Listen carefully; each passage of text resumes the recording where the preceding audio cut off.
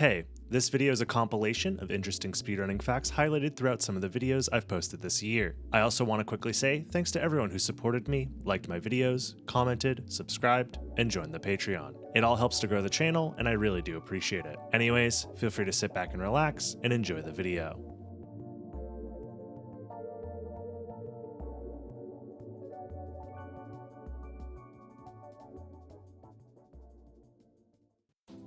This speedrun starts, like most runs for Castlevania Symphony of the Night, with the prologue of the game. Here, I'm able to defeat Dracula, but it doesn't count as a kill in-game. That makes sense, since the main character, Alucard, is not actually the one killing Dracula.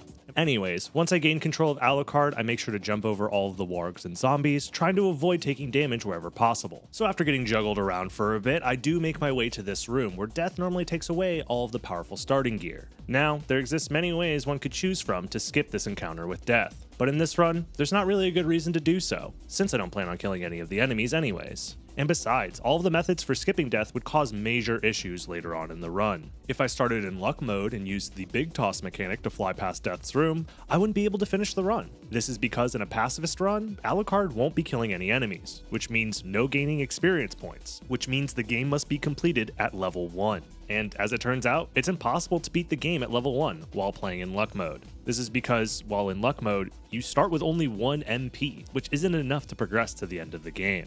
If I were to skip death using a reverse shift line, that would either require me to kill this warg and level up, which is not allowed in a pacifist run, or I'd have to use my heart refresh to skip past death, but I actually need this heart refresh for a glitch later on, so I don't want to waste it here. So for those reasons, this is one of the few speedrun categories where it's actually faster to talk to death and lose our starting gear. I then make my way through the rest of the alchemy lab and the marble gallery, making sure to avoid as many enemies as possible and damage boosting wherever needed. I quickly make my way towards the next boss of the run, myself.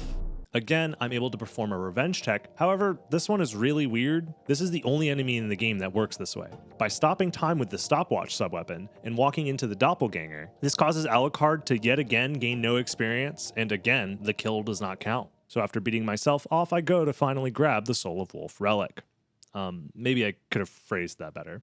This relic gives me the ability to transform into a wolf, and Alucard's furry form is useful for performing big jumps like this to reach high up places. After grabbing this garnet, I then make my way to the library. I then perform a precise wolf jump, then untransform mid-air. This gives me access to a dive kick, which I use to jump off this floating book. And all of this is so I can acquire the next relic for the run, the fairy card. The fairy card is a relic that summons the fairy familiar, which normally uses potions and items from Alucard's inventory to help him stay healthy. However, I could take advantage of the fact that the fairy's dialogue when summoning her, "Thank you for giving me life," can perform a huge glitch. While the fairy is talking to me, I walk into the librarian's room. This starts the cutscene where Alucard and the librarian meet. But since the fairy is still talking, her dialogue overwrites the cutscene dialogue, allowing me to cancel out of the cutscene while still being able to open my equipment menu. This is not normally allowed to happen, and I could take advantage of this to both equip the garnet I got earlier and sell it at the same time. This causes the game to sell my 0 available garnets, which causes an underflow glitch. Since the game doesn't allow for a negative number of inventory items, it gives me 255 garnets instead of -1. Here, I'm using the meal ticket to constantly spawn random food while I dash around, because I'm hoping to find a specific food item before starting the next section of the run.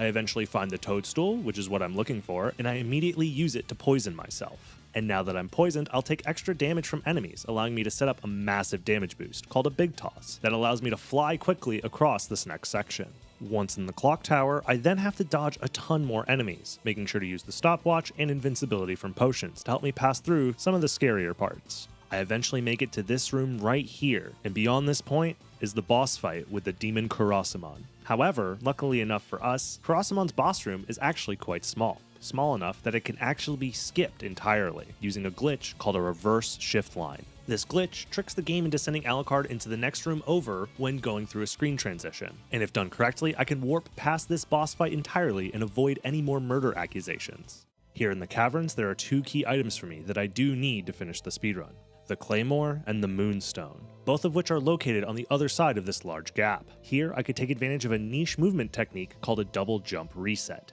By untransforming against a ceiling, this resets my ability to double jump mid-air, and with a few precise double jump resets, I clear this gap. Now, the Moonstone is an accessory that boosts all of my stats by 5 points, and the Claymore is a two-handed sword that has the ability to thrust mid-air, which will be a useful movement option for the next part of this run. I then leave the caverns and proceed back to the Marble Gallery, and above this clock room is where the next major relic lies, the Gravity Boots. These boots will allow me to do large vertical jumps whenever I want. But in order to get up there, I'm going to take advantage of another niche movement option called Wolf Rising. Here, I'm going to use the thrust attack of the Claymore and the Wolf transformation to slowly gain height, making sure to refill my MP with a Mana Prism whenever it gets low. I do this enough to eventually make it up to this ledge. From here, I do another trick called a Fire Boomerang Jump. By throwing 6 fire boomerangs, jumping, then immediately transforming into Wolf, the game has to wait for the fire boomerangs to leave the screen before I can transform. However, the whole time the fire boomerangs are on screen, Alucard will continue to rise up. I then reach this spot here where I can Wolf Rise the rest of the way. After getting all this way up here, I grab the gravity boots and then leave for Alrox's quarters, where I then gravity jump all the way up here to grab a luck potion. And trust me, this luck potion is so important, you will not believe it. From here, I do a little bit of backtracking to get past the caverns and into the mines, so I can set up for the next major glitch of the run, Cerberus Skip. This glitch is really complicated, but I'll do my best to try and explain it here. So this boss fight with Cerberus blocks the path to the next section of the run, and there's not really any consistent way to revenge tech Cerberus. So instead, I have to do this. First off, after walking a little bit into the room, you activate the boss doors that come down from the ceiling. But these boss doors work very differently from any other set of boss doors in the game, and they can actually push you through the floor if you stand in the right spot. Once I'm inside the floor, I can now do one of the strangest glitches in the whole run. If I try and leave the room from the right side, I wouldn't be able to because there's some weird out of bounds geometry that blocks me. So in order to leave the room, I first have to do a thrust attack with the Claymore to enter this weird state which makes Alucard move a lot faster and also gives him access to a dive kick. And for some reason, if you dive kick in this very specific spot and do a frame perfect heart refresh, it causes a glitch known as a shift line to occur. Shift lines are a strange type of glitch that essentially pushes the edge of the screen further back, changing how Alucard interacts with the castle geometry. After opening up this shift line, I can then go to the edge of the screen and then quickly transform into Wolf and then quickly untransform, which changes Alucard's hitbox. That lets me barely squeeze through, skipping the boss entirely. And trust me, this glitch is just as annoying to perform as it sounds. But now, with Cerberus thoroughly skipped, I can begin preparing for the next part of the run. I enter the lower part of the mines and collect the Demon card, yet another familiar card, but this one is used to press this switch, which opens up a secret area. A switch. Why don't I press it and see? With the switch now open, I dismiss the demon so he doesn't accidentally kill any of the enemies, and I warp back to the library. Once in the library, I make my way down underneath the librarian's room and use my newly acquired gravity boots to look deep inside the librarian's colon for a very special item. Thank you. Deep in the librarian's butt, I find the Ring of Arcana, which significantly increases rare item drops from enemies. After this, I warp back to the castle entrance and collect a holy water subweapon and save the game. And after all this setup, it's finally time to explain how unlikely a world record like this really is. Over 30 minutes into this run, I've been performing the movement and glitches near perfectly. But now, this next section is not only technically difficult, but also requires good luck. The reason I had to go out of my way to collect the Luck Potion, Moonstone, and Ring of Arcana is because there's a rare drop that is 100% required for a glitch coming up later in the run. I need a heart refresh to drop from this Venus Weed, or else the run is dead. And normally, the only way to get an enemy to drop an item is to, well, kill it. And since this is a pacifist speedrun, we're going to need to find another way to convince this Venus Weed to give us her heart refresh. Here, I have to perform yet another type of revenge tech using the Holy Water and Flame Stars. So here I throw 2 holy waters on the ground. I then use a potion for invincibility so I can walk inside of the Venus Weed. And then I throw as many flame stars as I can, as quickly as I can, to make sure that all of the hitboxes are overlapping. And if done correctly, the Venus Weed will die and it won't count as a kill for Alucard. It's quite precise, and if I mess up any of these actions, I will gain experience, a level up animation will be displayed on screen, and the run will be dead. And that's not even the hardest part. The odds of getting a heart refresh to drop without any additional luck boosts is about a 1% chance. And that's why I grabbed the Luck Potion, the Ring of Arcana, and the Moonstone. Combined, they increase the odds to about a 1 in 45 or about 2.25%, over doubling the odds that I get the rare drop. And even with these increased odds, this rare drop has killed several of my run attempts up to this point, with the potential of losing tens of minutes waiting for this rare item to drop. At this point, some of you may be thinking, don't you already have a heart refresh? Why do you need a second one? Well, this next glitch coming up will showcase exactly why that is. See, the most useful relic in the game, hands down, is the Soul of Bat. It gives the player the ability to transform into a bat, fly around, and perform the Wing Smash spell. This spell is a fully invincible charging attack that can be performed over and over again to fly quickly throughout the castle. But the Bat Relic is locked behind a boss fight with the Lesser Demon, and even if I get past the boss fight, there's a Mist Gate blocking the path to the relic. And the form of Mist Relic is locked behind yet another boss fight. So at first glance, it looks like this run is going to be impossible to finish. Well, it would be impossible, if not for a very powerful glitch. Similar to how a heart refresh can create a shift line that manipulates how Alucard interacts with the edges of the screen, by utilizing multiple heart refreshes back to back, Alucard can slide across the screen while freezing the camera in place. And this is only possible by having one heart refresh in each hand on the inventory screen. This allows me to use multiple heart refreshes back to back without any gaps, keeping the screen frozen the entire time. And once Alucard is desynced far enough away from the center of the camera, I can unfreeze the screen and Alucard falls right through the floor. And if done in the correct position, I can fall right on top of the room with the Soul of Bat relic inside. And now that I have the most important relic acquired, there are just a few more obstacles standing in my way between me and the end of the run. Now, it is fastest to move through the castle by wing smashing over and over again. However, I do have to be very careful not to hit any of the enemies and accidentally kill them. It sure would be a shame to make it this far on the best pace ever and choke the run by accidentally killing an enemy. I quickly wing smash my way back to the castle keep, where I perform the next major glitch, Richter Skip. By performing a precise jump, I can squeeze the wolf past an invisible box designed to check to see if the player has saved Richter or not. If the player hasn't saved Richter using the holy glasses, it'll load a version of the room that leads to a fight with Richter. However, by completely bypassing that box, it loads the default state for that room, which just so happens to be the cutscene after saving Richter from Shaft. This skips the need to get the holy glasses, and I can move on into the inverted castle and towards the end of the game. Now from here, my goal is to get to the center of the inverted castle, defeat Dracula, and beat the game. But standing between me and the central clock room is either a boss fight to my left with Darkwing Bat, or to the right with Medusa. I go to Medusa and perform a glitch called a half-blood tech. Don't ask me why it's called that, I have no idea. But essentially, if I get sent into the big toss animation, whilst flying against the corner of the floor while in bat form, I get sent far enough through the floor that I clip through, allowing me to skip the fight entirely. From here, I dodge the rest of the enemies and make my way to the central clock room. Normally, after defeating the 5 main bosses of the second castle and acquiring the 5 pieces of Vlad, this room opens up and allows the player to enter the end of the game and fight both Shaft and Dracula. However, I can't kill any of these bosses. You know, it's a pacifist run and all. And besides, it's much faster to skip all those bosses and fly to this room instead and perform a reverse shift line. This glitch is very similar to how I skip past Karasamon, but this time I skip past a save room and warp into the ceiling above this hallway. From here, I wing smash through the ceiling and I end up on the other side of the hallway inside this save room, which is past the barrier that was blocking me from the end of the game.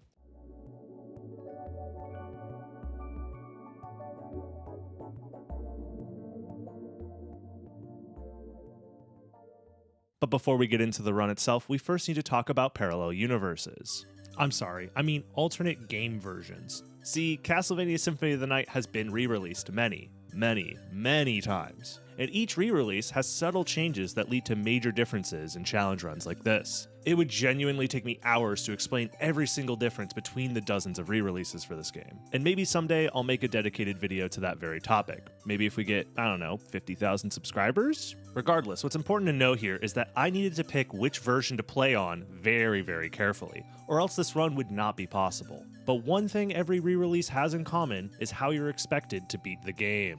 Normally in Symphony of the Night, in order to beat the game, all you need to do is get to the inverted castle and beat the final boss Dracula. Seems easy enough. However, there are a few obstacles blocking me that I will need to overcome. Access to the inverted castle is locked behind a few key progression items, mainly the holy glasses, which normally allows the player to free Richter from being controlled by the dark priest Shaft, and more importantly, I'll need to find some way to gain enough height to reach the top floor of the castle. This is normally achieved by using the Soul of Bat to fly up to this encounter, but obviously, for this challenge, we can't use any transformations, so I'll need to find another way. In fact, all of the tech I've used in previous challenges to gain extra height all require at least one transformation. Things like Wolf Rising or fire boomerang jumps are completely out of the question. And the only way to gain major height outside of transformations is with the gravity boots relic, but those are locked behind a large vertical shaft that you normally need bat to fly up. And this problem with gaining height is the reason I decided to do this challenge playing through the North American release of Dracula X Chronicles for the PSP. See, back in 2007, Konami released a remake of Castlevania Rondo of Blood for the PSP,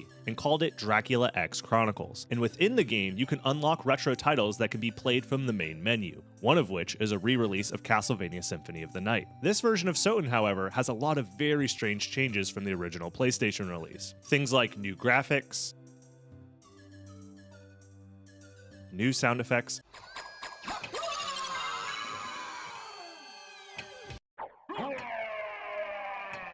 and a completely redone voiceover, removing iconic lines like, "What is a man?" "Ha! Mankind. A cesspit of hatred and lies. Fight for them and die for their sins." But between the two games, it wasn't only aesthetic changes made, there are some major game-breaking glitches that I will have to use to make sure that this run is even possible in the first place. After the prologue, I make my way to the castle entrance and meet with Death. And surprisingly, it looks like he's taking the day off. This is actually one of those version-exclusive glitches I was talking about. For some reason, if you enter the room where Death normally takes away all of your powerful starting gear and then immediately exit the room, the game just assumes you've already talked with Death and removes him from the game, allowing you to move through without getting your items stolen. This is super convenient for us because starting in luck mode and doing a big toss death skip would make the rest of the run very slow because of the worst starting stats. So this is a very convenient and fast alternative. After this, I make my way through the alchemy lab, make swift work of Slogger and Gaibon, and then save the game. This is very important, so write this down. I then make my way out of the alchemy lab and open the menu. And here you may notice a few extra options that were not in the original version of the game. The most important one to note is the new quick save option. Since this game was made for the PSP, the developers added a way to quickly save the game at any time since it's expected that you'd be playing this game on the go. And this quick save option doesn't appear until you've at least saved the game once. And funny enough, this quick save option completely breaks the game wide open. Here I quick save the game, quit to the main menu, and then I rename my save file, and then I copy it to a different open save slot. This lets me load the copy I just made, which has some very interesting side effects. I then walk back towards the alchemy lab after loading that new save, and it fails to load the next area, and instead puts me in the center of the room underneath the floor. From here, I do another quick save and then immediately load that save. And well, this happens.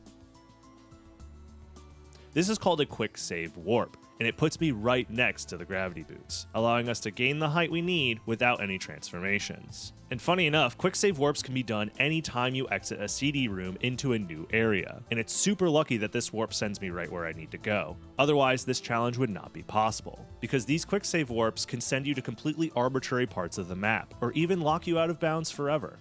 I then make my way to the top of the castle, and since I don't have the holy glasses, I won't be able to save Richter and progress to the inverted castle. But thankfully for the sake of this challenge, I can take advantage of yet another PSP exclusive glitch to skip past Richter. This might get a little complicated, so try and stay with me. First off, it's important to know that there are many ways to skip past Richter and enter the inverted castle without needing the holy glasses. But pretty much all of those methods have one thing in common. The game has these boxes designed to check to see if you've saved Richter yet. If not, the game will load in the boss fight with Richter at the end of the hallway. However, if you somehow manage to enter the room without touching any of these boxes here, the game stays in its default state, which luckily for us, happens to be the cutscene where Richter has just been freed from Shaft's control, which ends in Alucard walking to the left and warping to the inverted castle. But the issue is that almost every method of skipping past these detection boxes requires a transformation, either by jumping between a small gap in this box in the ceiling while in wolf form, or by entering the room from above and performing a frame-perfect bat transformation to enter the room without an active hitbox. However, I could actually do this version of the bat skip without transforming if I was able to freeze the screen a few times. See, during screen freezes, things like a level up or using the heart refresh item, the game continues to calculate Alucard's position every single frame, but won't update the camera position, meaning we can move Alucard while keeping the camera locked in place. This means if we could freeze the screen a few times, we could actually move Alucard underneath the screen transition and move him past the detection box entirely.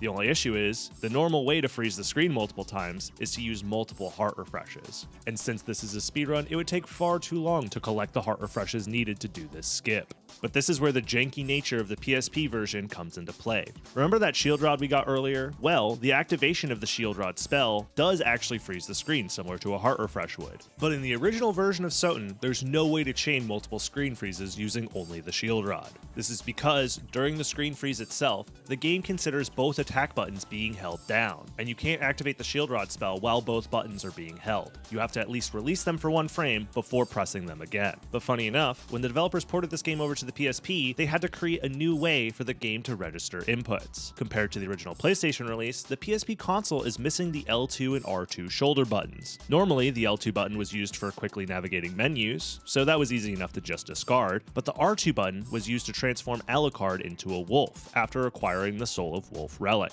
And since there are no other available buttons to attach these transformations to, the developers instead made a new input reading system that would move the wolf transformation to the L button, and the mist transformation that was previously activated by pressing L1 is now activated by pressing both L and R together. And in order to make sure people could activate the mist without needing frame-perfect button timing, they created an input buffer to store inputs for a few frames whenever L or R is being held. So that way the system can wait to see if the other button is being pressed, and then tell the game to transform Alucard into mist instead of wolf or bat. However, an interesting side effect of this transformation buffer is that it doesn't just store the L and R inputs. It stores all inputs and would count as pressing that input every single frame for up to 10 frames. Meaning, I could hold the L or R buttons and then perform the shield rod input, hold those buttons down, and that would cause the spell to automatically buffer and be performed back to back with no gaps.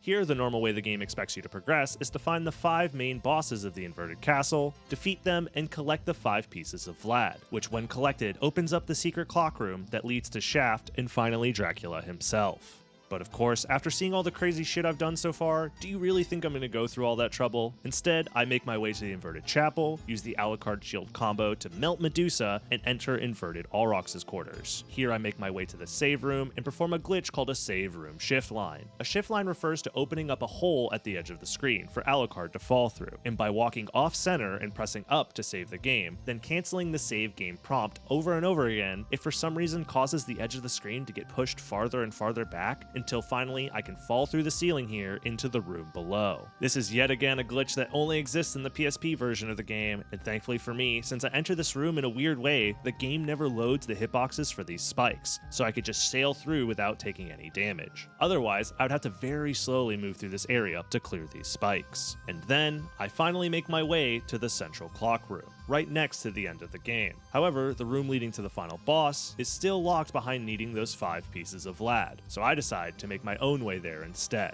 Similarly to how save rooms can open up shift lines, I can actually open up a shift line for myself by desyncing Alucard's horizontal position from the center of the screen. And if you recall from earlier, freezing the screen with the shield rod can cause Alucard to move while the camera remains frozen. So I set up a precise position and then dive kick to get some horizontal momentum. I then buffer 3 shield spells to open up the shift line at the edge of the screen. I then slide off the edge and do a gravity jump up into the ceiling, which tries to load me into the save room right above me. However, I'm stuck out of bounds on the edge between the 2 rooms. But if I spam the jump button over and over again, I will eventually be able to jump through the floor into the save room past the barrier blocking me from the end of the game. And now, there's nothing standing between me and the end of the game except these final 2 bosses. Shaft is normally a very difficult fight as he spams the screen with balls here, and so oh, yeah, Alucard shield. And Dracula, oh, yeah, that's pretty anticlimactic. But regardless, that's how I became the first person to ever beat Castlevania Symphony of the Night without any transformations. And not only that, I sped through the game skipping all but 5 bosses, ending Dracula's reign of terror in just about 14 minutes. All thanks to the weird, wild, and completely janky Dracula X version of Castlevania Symphony of the Night.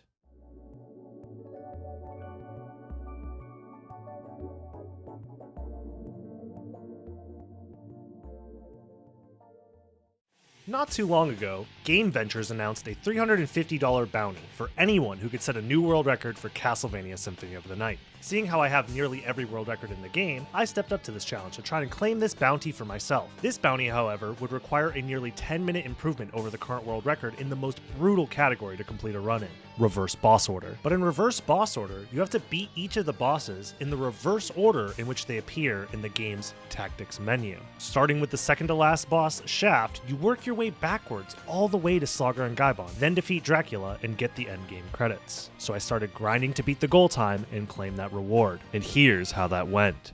Before I start the run, I name my save file this code. This is to start the game in luck mode. Luck mode lowers all of Alucard's starting stats except for luck, which starts at 99. The lowered HP stat is critical for this run in particular, and is the reason why I must play in luck mode. Soon after gaining control of Alucard, I backdash my way to this wolf and perform the first big toss of the run. A big toss is a mechanic in the game that occurs when Alucard takes more than half of his total HP in a single hit. Since I'm playing in luck mode, my starting health is at 25, meaning any attack that does 13 or more damage will send me flying across the room until I hit a wall or a ceiling. I big toss once to get through this room quickly, and again to skip past the cutscene with the Grim Reaper. Normally, Death would take away all of my powerful starting gear, but by big tossing past him, he never gets the chance to steal my gear, and I can keep it for the rest of the run. From here, I'm going to be setting up the first boss skip of the run. Normally, I'd have to platform my way through the Alchemy Lab and fight the first boss encounter of the game, Slogger and Gaibon, but instead I will be performing a glitch called a reverse shift line.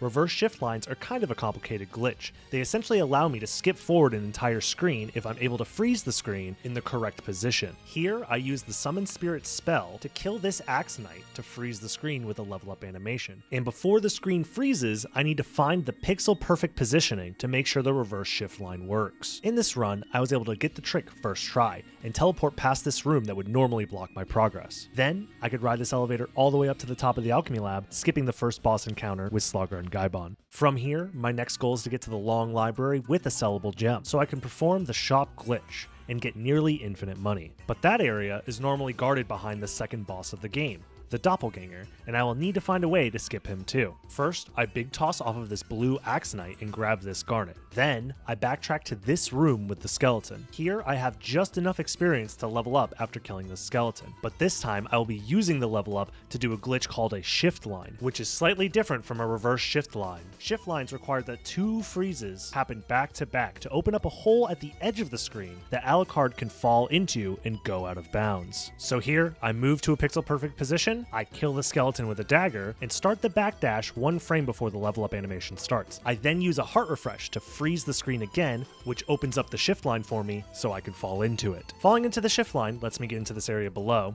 that is normally gated behind a switch that I can't access yet. I do this and grab the library card, which allows me to warp directly to the Long Library, completing the Doppelganger boss fight skip. And now that we're in the library, this is where I'm going to be performing the shop glitch. In order to do that, however, I first need the fairy relic to activate the glitch. That relic is found high up on this ledge, but I don't currently have the correct relics to get up there. So instead, I get this enemy to charge up its sword with lightning, causing it to do more damage, and then I set up for yet another big toss, allowing me to land right on this ledge and grab the fairy. I then stand outside of the shopkeeper's room and summon the fairy. She starts to talk to me, and I immediately walk into the room and start the cutscene with the librarian. For some reason, the fairy dialogue overlapping with this cutscene lets me open this menu, even though I'm not normally supposed to be able to do that. Here, I can equip that garnet I got earlier, then sell it at the same time. And there, the game tries to take away the garnet out of my inventory, but it's no longer in my inventory because I'm wearing it. This causes the game to subtract one garnet from my 0 garnets in a glitch that is called an underflow. So instead of changing the number of garnets to -1, it instead wraps all the way around to the highest number of garnets the game can have stored in memory, which is 255. I can now sell as many garnets as I want to buy all the items I could ever need to finish this run. Here I buy the Jewel of Open, Mana Prisms, Buffalo Stars, and most importantly, the Duplicator. This item gives me infinite usage of any singular use item, so things like potions and throwable items I could use an infinite amount of times. After robbing the shopkeeper for all he's worth, I then leave the library and grab the Soul of Wolf. After Alucard finally embraces his inner furry, this lets him transform into a wolf. In normal gameplay, this transformation isn't really useful on its own, but I'm going to be exploiting it to sequence break in just a little bit. I do a little bit of backtracking to enter this clock room. I don't have the Leapstone relic yet, which would normally allow me to double jump up onto this ledge. Instead, I will need to transform into my persona, and then untransform, which gives me access to a dive kick. I can dive kick off of this candle up onto this ledge, which lets me access this area way earlier than intended without using the Leapstone. Here I'm going to be combining a big toss and a screen freeze together in order to perform the shift line. Essentially, the faster you're moving before the screen freezes, the easier it is to open up a shift line. So I find a specific position and time my neutron bomb to kill the skeleton after it sends me flying. This opens up the shift line, I fall down, and then I grab the Mist Relic and skip the Minotaur and Werewolf boss fight. The Soul of Bat, however, is locked behind yet another boss fight. But here is where I saved the most time over my previous record. In that run, I used to get the 2 extra wolf relics, the Power of Wolf and the Skill of Wolf, in order to perform a charge jump floor clip to skip past the Lesser Demon and proceed to the Soul of Bat relic. But this massive discovery right here changed all of that.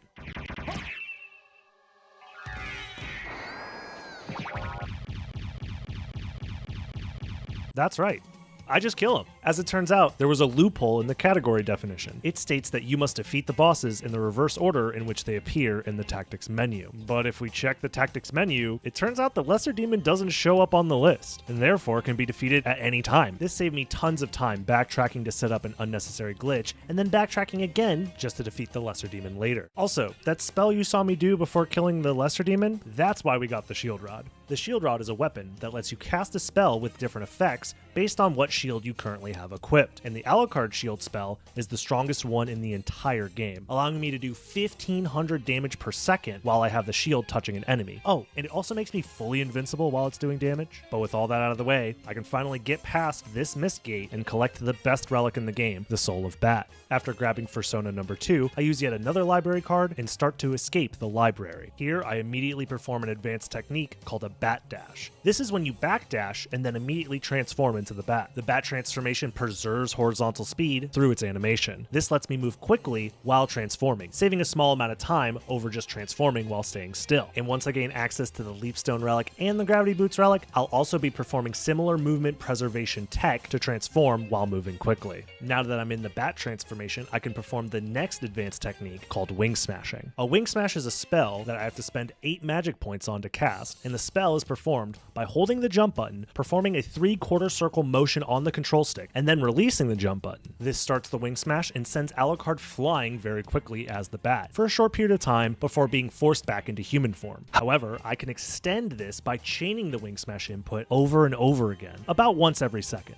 This does cost 8 MP every time I do the input, so I quickly will run out of magic. But that's why I got the duplicator and the mana prisms, so I can constantly refill my magic and perform this fast movement option without needing to wait for my magic to refill over time. Also, anytime I need to change directions while in bat form, I can cancel the Wing Smash into a Mist transformation, and then quickly transform back into bat. This is called a Mist Bat and is a core movement option that you'll be seeing me do all throughout the run.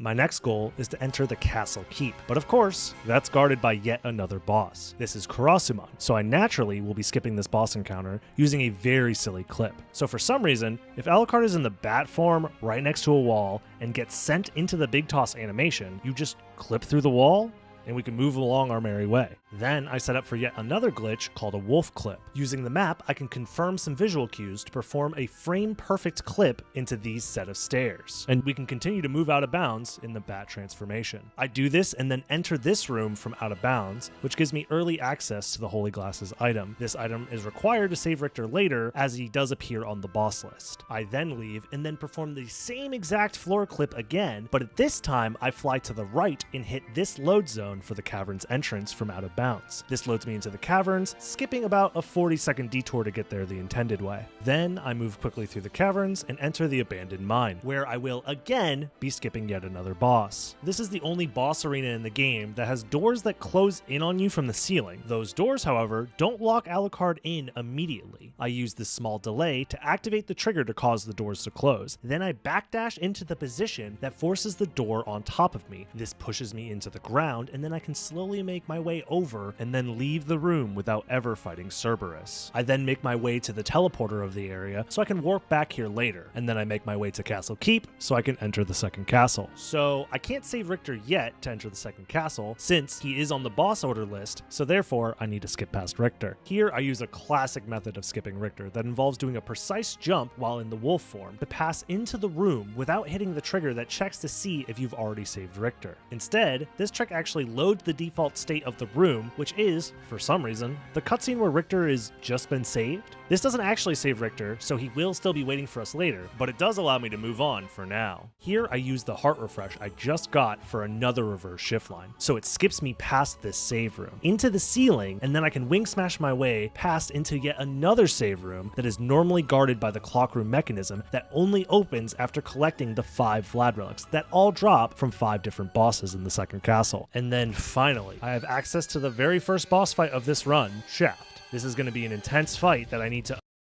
Oh, it's over. Yeah, I guess the shield rod really is strong, huh? Kind of forgot about that. Anyways, now with Shaft dead, and my first boss defeated, 26 minutes into the run, geez, I now need to warp out of the Dracula fight using a library card, and then return to the second castle, making sure to perform Richter skip again to get to the next boss on the list, Galamoth. But of course, this is RBO, and nothing is ever that simple, because yet again, there's another boss blocking the way. This time, Death guards the path to the inverted catacombs, where Galamoth resides. So we need to skip Death. Again. Another Death skip? Death Skip 2? Whatever it's called, we need to get past him. In step 1 of Death Skip 2 Electric Boogaloo, we have to enter the fight and then skip the associated cutscene. After the cutscene, there's no way out of the boss arena without killing Death, so we warp out again with another library card. This boss arena uses the same closing door mechanism as the Cerberus arena, which means I can do another similar skip, letting the doors close on top of me and push me into the floor so I can fly out, successfully skipping Death yet again. One stopwatch and a shield pounding later, Doppelganger 40 is no more. And so is Doppelganger 10? See, a funny thing about this game is that for some reason killing Doppelganger 40 before defeating Doppelganger 10 back in the first castle causes the game to think he's already dead. So because of this, Doppelganger 10 never gets fought in this run, so yeah, isn't this game just silly? Anyway, after this I make my way back to Death so I can finally finish him off once and for all with Death Skip Skip, skipping the skip that skips Death, causing Death to finally die. And with that done, I only have one thing left to do, which is defeat the true final boss of the game, Dracula. I quickly make my way back to the final area and then perform the last glitch of the run to get to Dracula. So the Shaft fight is linked to the Dracula fight in the game's code. Essentially, Shaft never truly goes away even if you kill him and return later, but in order to finish the run and claim the bounty cash prize, I need to find a way to skip past Shaft and fight Dracula and only Dracula from here on out. Thankfully, the load trigger for Dracula's fight is stored off screen here to the left, and all I would need to do is touch the trigger from out of bounds. But in order to get out of bounds, I'm going to need to first get some ground speed. The fastest ground speed Alucard has access to is from a front slide. By dive kicking into the ground and releasing any inputs as you hit the ground, Alucard maintains his fast dive kick speed. Next, I have to alternate using heart refreshes, one in each hand, over and over and over again as I slide across the ground. I do this 17 times, and at the end of this sliding, the game displaces Alucard's position relative to the camera so much that it just warps him into the ground. I then fly out of bounds, touch the load zone, and start the fight with Dracula. And defeat him really quick using the Alucard shield, of course. And finishing with a time of 1 hour, 5 minutes, and 52 seconds. Yeah, a little over 5 minutes faster than the bounty time, all while beating the game in its reverse intended order.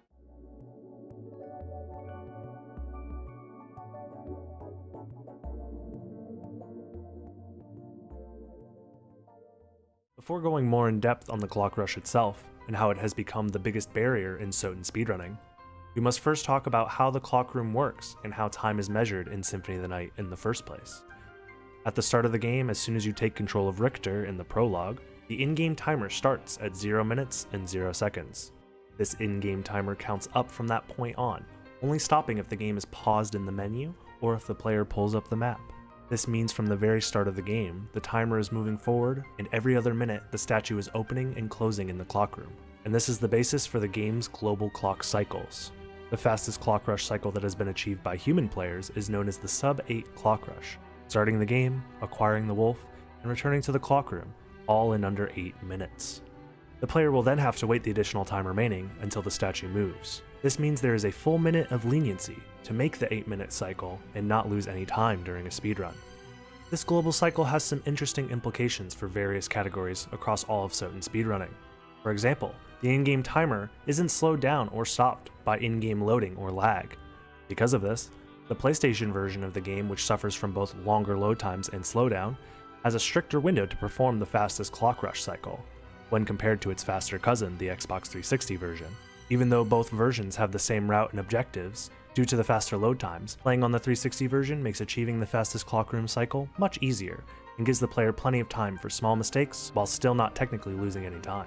Another consequence of playing the game with the clock rush in mind is that runners have found interesting ways to best utilize this time in various speedrun categories of SotN. For example, in the ABR/SR category, where obtaining all relics is one of the main goals of the speedrun, runners use the extra time that would normally be wasted waiting for the statue to move to instead take a 45-second detour to acquire the Spirit Orb relic.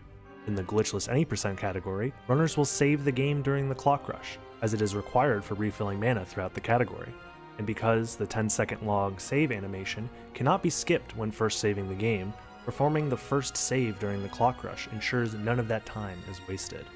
You can even see this clock room cycle come into effect in the all bosses category for Richter mode speedruns. The time it takes to get to the clock room is under 2 minutes for that category. Runners use the extra time to collect extra health max-ups and hearts for the rest of the run. All of these different variations of clock rushes all have different aspects and nuances to them that would take hours to explain in full detail. Any percent no save corruption, also shortened to any percent no SC, means to beat the game as fast as possible without the use of the save corruption glitch, which could be used to call the game's end credits without ever having to beat the final boss of the game, Dracula. This category exemplifies why this clock room is such a great barrier in SotN speedrunning. The goal is to go as fast as possible, and yet runners are blocked by the statue for nearly a minute. Let's take a look at the world record run for this category to further examine the clock room's influence on Symphony of the Night speedrunning. To start, the game loads into the prologue sequence. Playing as Richter, the goal is to defeat Dracula as quick as possible, as well as acquire at least 41 hearts before the iconic cutscene with Dracula begins. After defeating Dracula with Hydrostorms, Richter will end the prologue sequence with 0 hearts. This is so Alucard will have a neutron bomb and a heart refresh in his inventory at the start of the game. Both of these items are used for skips throughout the run.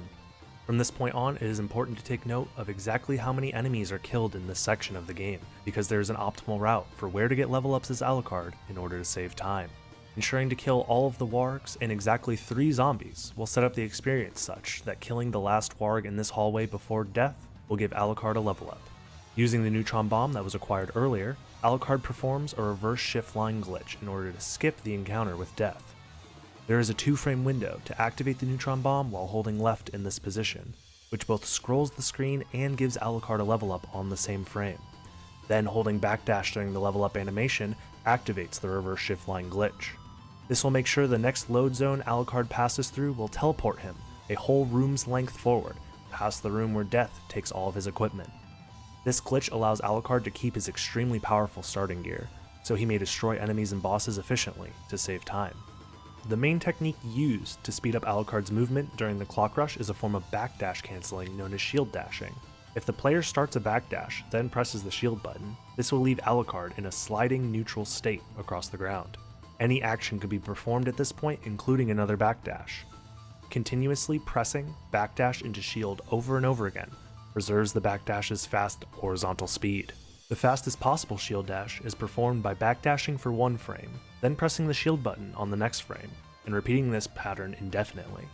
However, this is impossible for a human to perform at this speed, so there exists a speed cap for human shield dashing when compared to the theoretical limit.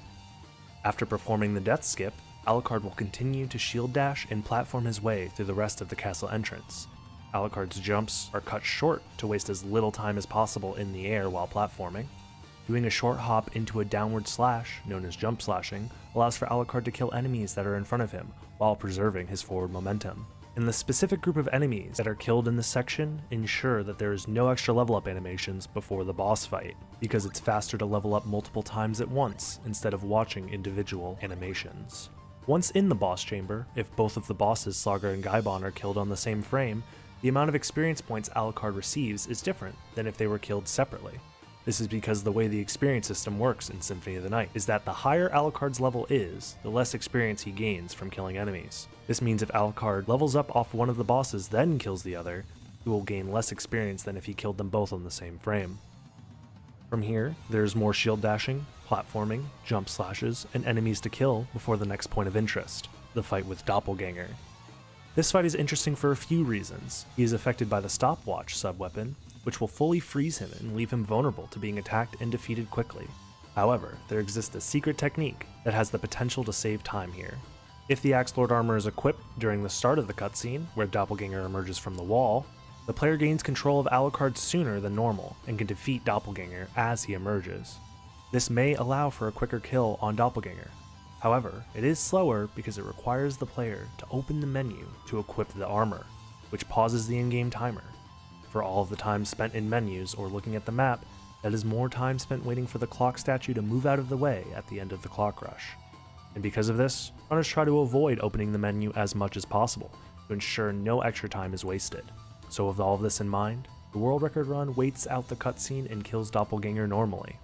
Next up is a potential time save before grabbing the Wolf Relic. In order to obtain the Wolf Relic, first the elevator switch must be activated. However, before the elevator doors can open, the elevator must be in its highest position right in front of the Wolf Relic.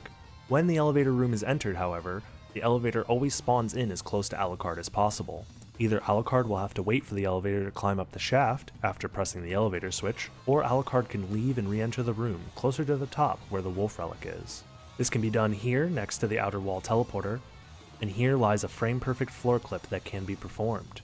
If Alucard jumps with the right timing before re-entering the room, Alucard can actually fall through this solid ledge and save roughly 2 seconds of travel time to acquire the Wolf Relic early.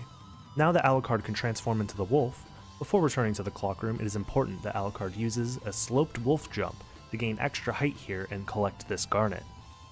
This is used later in a glitch that allows Alucard to purchase the duplicator and other items later on at the shop. One of the important properties of the wolf is that it moves almost as fast as shield dashing. However, when dashing as the wolf, you maintain speed while jumping and running off ledges. Alucard does not maintain any of his backdash momentum once going into the air. So in this section, it's actually faster to transform into the wolf and do some precise jumps to get back to the clock room instead of more backdashing. And after all that, Alucard finally returns to the clock room with over 20 seconds of time to wait before he can progress. To be honest, this clock rush wasn't performed perfectly by any means, but it really doesn't matter. So long as a runner makes it back to the clock room by the 8-minute mark, they are on the best possible pace. So is this it? Are runners forced to remain within the bounds of this global cycle? Forced to wait 8 minutes before any meaningful time save or time loss can occur? Well, no, it doesn't have to be this way. However, the alternatives are not for the faint of heart, and have never once been performed by any human, but are believed to be technically humanly possible. I'm of course talking about the possibility of a sub-7 clock rush. It is theorized that it may be just barely possible for a player to collect the Wolf Relic and return to the clock room before the statue blocks the path forward at the 7-minute mark. For reference, the world record run returns to the clock room at 7 minutes and 36 seconds, according to the timer on the screen. And for the sub-7 clock rush to work, Alucard would need to be already past the statue before it starts closing at 6 minutes and 58 seconds. In order to save 40 seconds off the clock rush and beat the 8-minute cycle, different strategies would need to be employed. The ways of attempting to save time in the clock rush compared to basic strategies become very difficult very quickly, and require both perfect luck and execution. Outside of executing the general movement techniques faster, the other time saves add much more difficulty and randomness to the run. Starting at the beginning, during the prologue fight with Dracula, you can opt to not get the neutron bomb by skipping the 41 heart requirement, and fight him with minimal hearts. During the fight when Richter does the Holy Water item crash, Hydrostorm, if he then throws holy water down onto the ground during the Hydrostorm animation, this can activate a glitch known as damage stacking. No one really knows exactly why this happens, but essentially it can allow for insanely quick kills on Dracula. And when going for a sub-7 clock rush, a runner would need 3 perfect damage stacks in a row to defeat Dracula as quick as possible. Afterwards, the next major difference is in the death skip. This skip is insanely precise, requiring frame-perfect timing instead of the 2-frame window of the neutron bomb. And it also relies on the spirits to cooperate and fly directly towards the warg. Everything has to come together just right. But if done correctly, this can save around 5 seconds over the neutron bomb method. The Slagra and Gaibon double kill is absolutely required to save the extra 3 seconds on skipping that level up animation. But because the prologue will be completed faster on a sub 7 attempt, this actually means Alucard has a higher chance of having the maximum strength value possible before this fight. And with the maximum strength value, this actually makes Alucard do enough damage to cause Gaibon to drop Slagra earlier in their attack cycle, and makes the process of getting the double kill even more difficult. There is a method popularized by the runner PC Trex that involves damage boosting to cancel the sword swing before it double hits to ensure that you have a setup for the double kill more easily. This method also has both of the bosses dying while on the ground, which starts their death animation sooner, allowing for the boss door to open up sooner as well, canceling out any time loss from taking damage. Then the run would need to perform the elevator floor clip for an additional 2 seconds saved. They would then skip the garnet altogether, as jumping up to grab the garnet costs over 5 seconds compared to skipping it. There is an alternative sellable gem that is used in this case that is about 10 seconds slower compared to the garnet, but that time loss won't happen until after the clock rush, and saving 60 seconds in the clock rush only to lose 10 seconds later is definitely worth it. Finally, the last possible time saver for the clock rush is a modified wolf movement strat that helps maintain momentum in the long hallway in the marble gallery. This requires multiple precise jumps. These jumps allow the wolf to clear these enemies while maintaining forward momentum. This must be performed multiple times throughout the hallway, and saves a whopping 1 second over the alternative method of jump slashing and shield dashing through the room. Afterwards, the rest of the strategies are the same. No human has been able to perform all of these tricks in a single segment and make it to the clock room in under 7 minutes. The closest anyone has ever come is myself attempting to get the sub 7 clock rush back in 2017. The final best time I ever got was a 7 minute and 8 second time, which is still 10 seconds away from being a possible sub 7 time. So does that mean the sub 7 dream is dead? Without performing near task level execution for 7 minutes straight, what can a runner possibly do to beat the clock? Well, they could just get lucky. Very, very lucky. In Symphony of the Night, there exists an item that could be used to gain enough height necessary to get into Aurochs's quarters without using the dive kick boost from the wolf transformation. This item is the Toadstool, normally a food item in the game designed as the poisonous counterpart, the shiitake mushroom. Whereas the shiitake mushroom heals the player by a decent 30 HP, the Toadstool actually damages the player by 1 HP and causes the player to get poisoned. However, this damage taken also forces Alucard to be knocked back. This knockback could be manipulated to force Alucard onto the ledge and allow him to progress forward. Well, where can we find this Toadstool item in-game? It does appear as a static item on the map in the lower part of the caverns. This location is actually accessible to Alucard if he performs a reverse shift line glitch to pass this gate that normally prevents access to the caverns. However, if Alucard traverses through the caverns in this way, they will still be unable to acquire the Toadstool. As it turns out, it is actually a single pixel too high for the player to reach with a single jump. If there was just some way to jump just 1 pixel higher, then a consistent and quick method of acquiring the Toadstool would be possible, and this would become the main strategy for getting past the clock room. Sadly, this is not possible. However, there is another way the player can acquire a Toadstool. The Stone Rose enemy in the long hallway of the Marble Gallery has a small chance to drop a rare item known as the meal ticket. This is a single-use item that spawns a random food item from a list of 41 options. This means if a player wanted to skip the Wolf Relic entirely, they would need a meal ticket drop from the Stone Roses, which is around a 1 in 100 chance. They would then need the meal ticket to drop a Toadstool, which is a 1 in 41 chance. So combined, it's a 1 in 4,100 chance just to get the Toadstool. And getting the Toadstool doesn't mean the runner is in the clear to skip the clock cycle. The damage boost itself is not trivial to perform either. First, the player must take damage from this skeleton's bone before attempting the trick. This ensures that the knockback taken from the Toadstool always sends Alucard to the left. Otherwise, the knockback would send him to the right and the trick would not be possible. Next, it's important to note that when Alucard throws the Toadstool out to be collected, the throw arc of all food items in the game is random. This means without a proper setup to throw the Toadstool onto the ledge, the player can't guarantee that the Toadstool will be in a spot that works to boost them up onto the ledge. This incredibly rare occurrence, if performed in a run, would save potential minutes of time from the clock rush. The time it takes to start the game and get the first potential meal ticket drop can be as fast as 4 minutes and 30 seconds into the run. This gives plenty of time to set up for a potential 6-minute clock rush cycle. and possibly even a sub 5-minute clock rush cycle with task level execution. Saving potentially 2 minutes at the start of a speedrun that is only 17 minutes long to begin with is a massive potential for time save. However, even though there is a potential for minutes of time save during the clock rush itself, performing the toadstool route would change how the rest of the run would need to be performed, losing small amounts of time in some sections. For example, right after performing the toadstool damage boost, the runner would need to break open this secret wall and acquire an onyx before proceeding to the Colosseum. This gem would replace the garnet that is normally required for the shop glitch later on. This extra detour costs about 10 seconds compared to getting the garnet. The run would also not have access to the wolf relic to use when attempting to get to the fairy card. There is an alternative method that would need to be performed, using the mist transformation to dive kick off of the books to reach the ledge above. Also, because the player does not have the wolf relic, they would not be able to perform the wolf clip on these stairs after acquiring the bat relic. So instead they must use a library card and leave the intended way, losing about 8 seconds compared to performing the floor clip. After leaving the library, the runner would then have to scale up these stairs towards the clock tower instead of taking the elevator, because the elevator switch has not been pressed.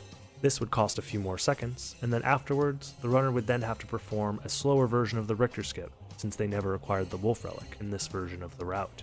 So for a run of Castlevania Symphony of the Night to be finished using the toadstool, first the runner would have to get a toadstool during the clock rush, then perform a near frame perfect toadstool toss and damage boost, then perform a completely different route than normal. This is all within the possibility for a human to perform in a run. However, the luck aspect of this route has led most runners to believe that the odds of this being done in a real-time run are basically zero. And this is where SotN speedrunning lies currently. Those are the two options for trying to beat the clock in Castlevania Symphony of the Night. Potential minutes of time save, locked behind a statue, and the only way to get past it is to either get insanely lucky with the toadstool drop, or to get moderately lucky and perform near perfect execution for 7 minutes straight. And even though there is the potential for insane time save, most runners are very content. The clock rush itself is not very stressful. Since there's a decent amount of leniency to get the best possible time, it allows for the focus of the run to be more on the later sections after the clock rush. So will any runner grind out the execution and luck required to beat the 8-minute clock rush barrier? I'm not sure.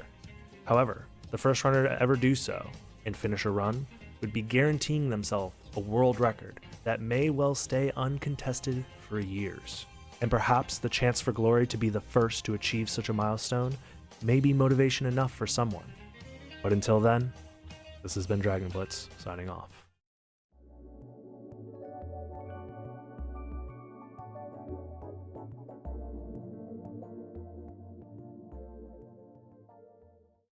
Hello, this is Dragon Blitz, and this is the current any % world record for Castlevania Symphony of the Night, as performed by myself. A couple things to note about this run. This was played on an Xbox 360 using the Xbox 360 Live Arcade version of the game. This version of the game has faster load times and less lag overall, and still has access to most of the major glitches that are used in this run in order to complete the game quickly. That's why we use this version over, say, the PlayStation 1 version of the game.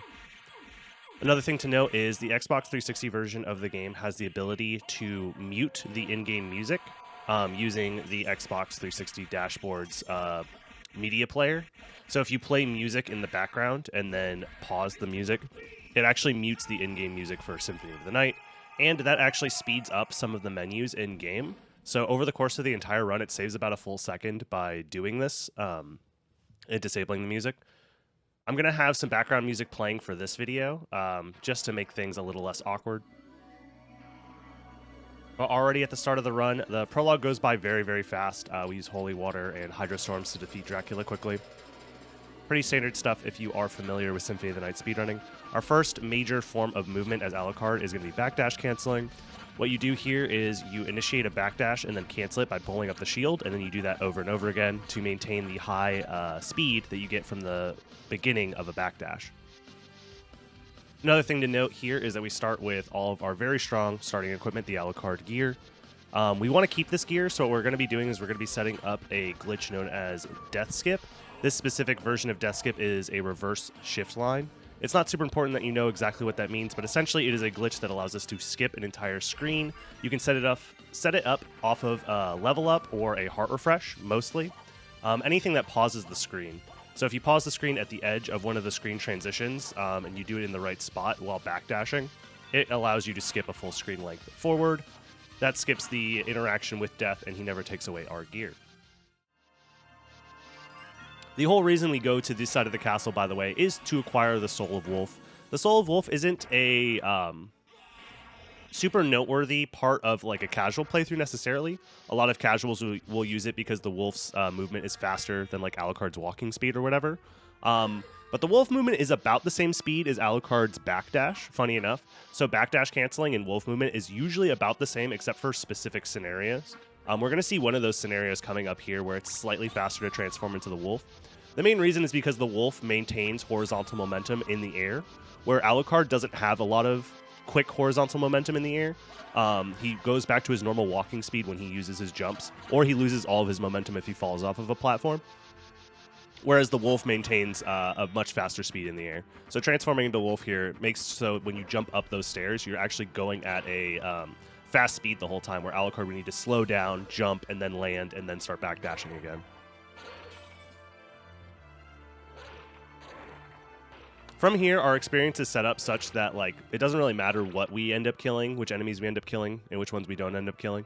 That table jump right there where you jump over the table is pretty precise, but it's really nice to get. Lets you go all the way to the end here as the wolf. And as you can see, we have to wait a decent amount of time here before this 8-minute cycle is up. Most runs, I'm usually here 30 seconds before the clock cycle is over. So it's a pretty lenient window to make it here and still be on world record pace. My main thing here is I want to make sure I have at least 40 hearts. That gives me 2 casts of the stopwatch if I need to. Right there, I just time my jump and transform so that way I can enter this area as soon as possible. The reason why we transform into the wolf is because it gives us access to a dive kick once we untransform. We dive kick off the candle, which gives us extra height to enter Alrox's quarters without the need of using the double jump. In fact, the leap stone, the ability that gives us the double jump, isn't picked up at all in this route at all. It's not necessary. The reason we're going through Alrox's quarters is to get to the Colosseum as quick as we can. And then from here, it's important that we go through the Colosseum because at the end of the Colosseum, after we fight Minotaur and Werewolf, is the Mist Transformation. The Mist Transformation is the only quick way we have access to getting the Bat Transformation. And once we get the Bat Transformation, it just becomes a fast dash to the end of the game. The Bat Transformation is basically all you need in order to beat this game. Funny enough, having Mist is nice too because it allows you to do some interesting movement with Mist and Bat together. This is another example of stacking levels together. I'm making sure that I only see one level up animation by killing both Minotaur and Werewolf on the same exact frame by damaging one, then the other, down to the point where one Soul Seal will kill them both at the same time. It doesn't affect my experience as much as it allows me to skip the level up animation, which saves about a second, I think, as opposed to letting both animations play out. Here we're going to be using some wolf movement, again, abusing the fact that the wolf gets a dive kick after its transformation. Same with Mist, and we dive kick off the book in midair to get a little extra height up here to grab this relic here, which is the fairy card. The fairy card is important because this is going to set up for the shop glitch in just a second here. The way that it works, essentially, is you're not normally supposed to be able to edit your inventory or manage your inventory at all while talking to the shopkeeper. However, if you have the fairy talking to you at the same time as you enter the cutscene with the librarian, it allows you to open your menu when you're not supposed to be able to. So there I go to the sell menu, equip a garnet, and then sell that same garnet. So the garnet was taken away out of my inventory by equipping it, and then I still sold it. So what ends up happening in-game is it takes the value 0 garnets that I have, subtracts 1 from it, and having a negative value of garnets is impossible in this game. So what it does is it actually underflows it to 255 garnets, and then I can sell as many of those garnets as I need to buy all the strong gear that I need. Here I'm doing some fancy wolf movement. This fancy wolf movement leads to a damage boost here. It ends up saving like 3 seconds over the alternate movement option where you just backdash as Alucard. All the strong gear we bought, by the way, we bought mana prisms, which we have infinite usage of because we have our duplicator that we bought, and we also have buffalo stars, which are throwable items that are incredibly strong as well. Some more wolf movement to save a little bit of time. Mist through this mist gate. to grab Soul of Bat. From here, things get incredibly glitchy right away. We're going to be doing wing smashes, which is going to be a very fast form of movement, and we're going for a floor clip, which is only possible because of the wolf movement that we have. It's a very precise setup. It requires 3 frame-tight inputs. Not exactly frame perfect, but pretty close to frame perfect. I used the map to buffer the first frame that I needed, and then I got the 2-frame window, untransform window. Nonetheless, it's a very precise trick that takes hours and hours and hours of practice just to get a handful of times. But on this run, we got it first try, which saves a whopping like 6 seconds over just using a library card to escape that area in the first place. It doesn't save a ton of time, but when you're going for world record, it's absolutely useful to have that extra time save. And here, you just get to see the bat movement at its like fullest potential. There is more optimized paths you can do by skipping missed bats. That's the most you're able to optimize these routes nowadays, is every time you transform into the mist and then reset your momentum by transforming back into bat, that usually costs you about a full second. So if you're able to skip any missed bats, like right here, I skipped one by just barely squeezing through that corner. That saves about a full second every time you're able to skip one. But that requires very, very precise control of your vertical and horizontal momentum as you're wing smashing with the bat. Another thing to note is every time I'm doing this wing smash input, I have a 63 frame window before I have to do another wing smash input. There we just did Richter skip. Richter skip is can be performed many different ways. This is known as the brakeless version of Richter skip. It goes by incredibly fast, but essentially I'm jumping at a very specific speed to skip the trigger in-game where the game realizes that you're supposed to be fighting Richter. Instead, you're essentially tricking the game into entering the area without touching that trigger that I'm supposed to fight Richter, and the default state for that room is Richter being saved, so you enter the room as Richter is being saved by skipping the trigger where you're supposed to fight him.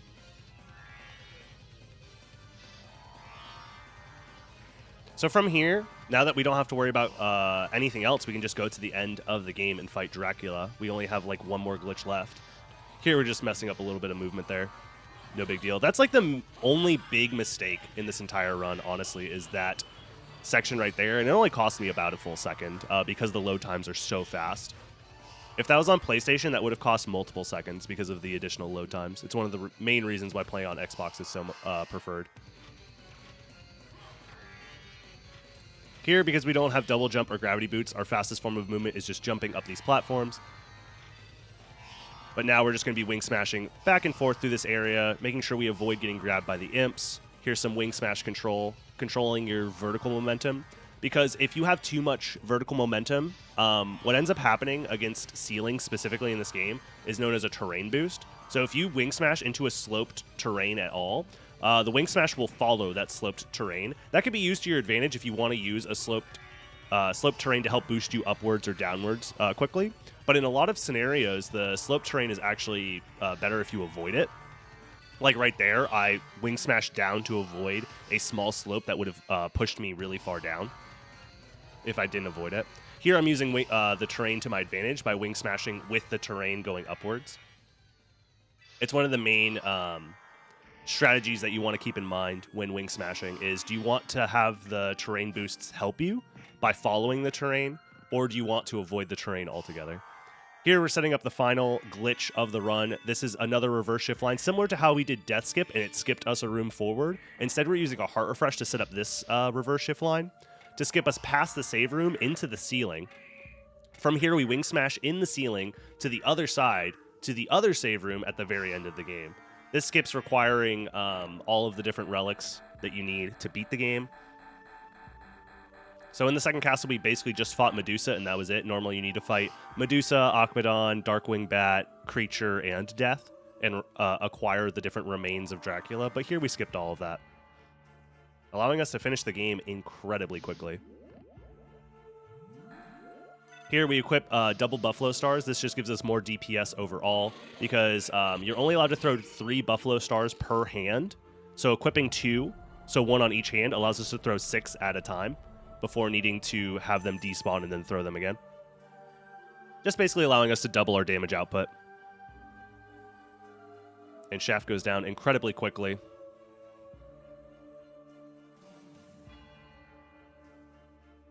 And we are on the final fight with Dracula. We fly up as the bat, just to start doing damage as soon as Dracula spawns in. Here we just have to avoid his claw attack. It's pretty predictable. He always claws where you are on the side of the screen. So if you're on the left side, he claws with his left hand. On the right side, he claws with his right hand. And we quickly defeat Dracula. And the game is over in 16 minutes and 26 seconds. This is the legendary Matthew 1626 run. The run can technically be beaten, but I don't think I'm going to try and beat this run anytime soon. Like I said, there really was only one mistake in the entire run. My Sum of Best says that I could still save a decent amount of time, but that would require like absolute perfect execution. But I'm very happy with this run overall. Without any major route discoveries or route changes, I don't really think that this category is going to be more optimized than this. The only way I see that happening is going to be with a change to the clock rush, if we're able to save more time in the clock rush so we don't have to wait the 8 minutes. Instead, maybe we can get there in under 7 minutes, something like that. But yeah, I hope you enjoyed watching this run. This is by far the best speedrun I've ever done in my life. I hope you enjoyed. If you got this far, I would greatly appreciate that if you subscribe to the channel. It helps me out a lot. I do stream all of my speedrunning attempts on my Twitch channel, twitch.tv/dragonblitz. I'd really appreciate you following. As well as if you are feeling a little extra generous, I do have a Patreon channel as well, where you could choose to support me there and get some bonus content.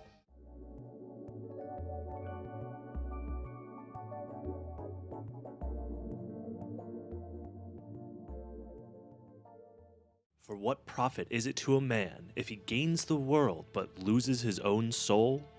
Matthew 1626, I believe.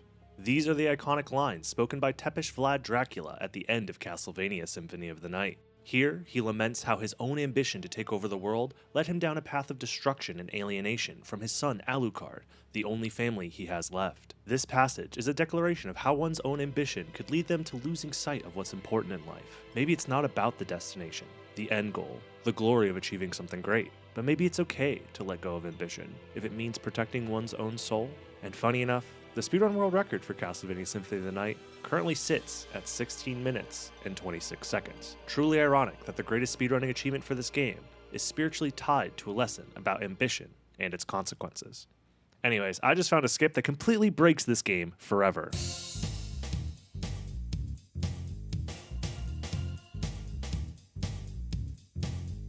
In this video, I'll explain how it is that Symphony of the Night speedruns have been changed forever by breaking through what was thought to be the final impossible barrier. To put things into perspective, I made a video a while back about the largest barrier in SotN speedrunning, and how it was unlikely to ever be broken, that being the global clock cycle all speedruns have to contend with, the clock rush. In Dracula's castle, there's one room that's importance reigns above all others, the central clock room. In the very center of the castle, this room branches off into many paths, but for speedrunners, the most important one is the path upward towards Alrox's quarters, as it leads directly to the Colosseum and the Form of Mist relic. This relic is required to get the most important relic in the entire game, the Soul of Bat. This is a relic that gives you access to the bat form, which can fly around and more importantly, can wing smash. This spell lets the player fly quickly through rooms at the cost of 8 MP per cast, and is the core movement option for almost all speedruns of Symphony of the Night. However, the path up to Alrox's quarters is blocked by a statue that moves in and out of place every other minute. On odd-numbered minutes, the statue will block the path forward, and on even-numbered minutes, the player can pass through. The fastest cycle ever performed by humans was a sub-8-minute cycle. Here, runners would rush to the Wolf relic, which grants players the height required to enter Alrox's quarters, and would return to the clock room in under 8 minutes. So for Symphony of the Night speedruns, there was no real way to save time in the first 8 minutes of the run, as no matter how fast your speedrun was up to this point, you would be stopped by the clock room until at least 8 minutes have passed. It had been theorized for years that if someone was able to perform the clock rush at near perfect execution, it could just barely be possible to beat the 8-minute cycle and catch the tail end of the 6-minute cycle, skipping the need to wait for the statue to move. This is known as the sub-7 clock rush cycle. For reference, the fastest I was ever able to perform the clock cycle was 7 minutes and 9 seconds, meaning I would have to wait 51 seconds before the clock would open to continue the speedrun.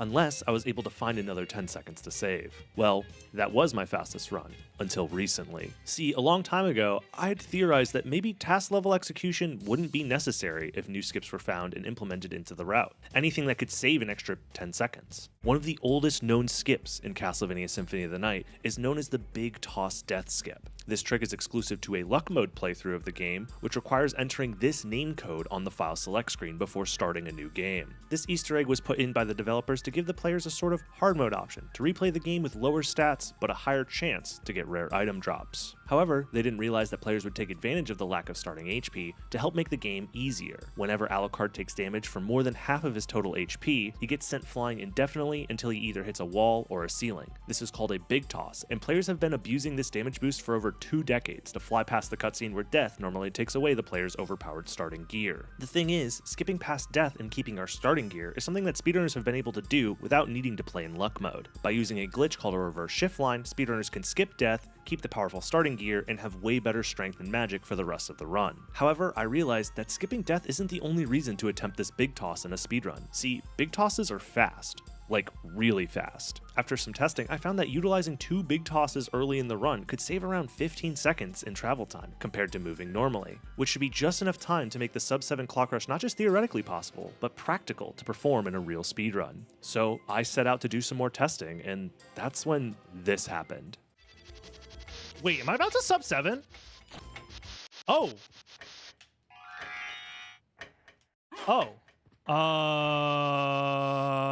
I wasn't preparing for this in testing. Oops.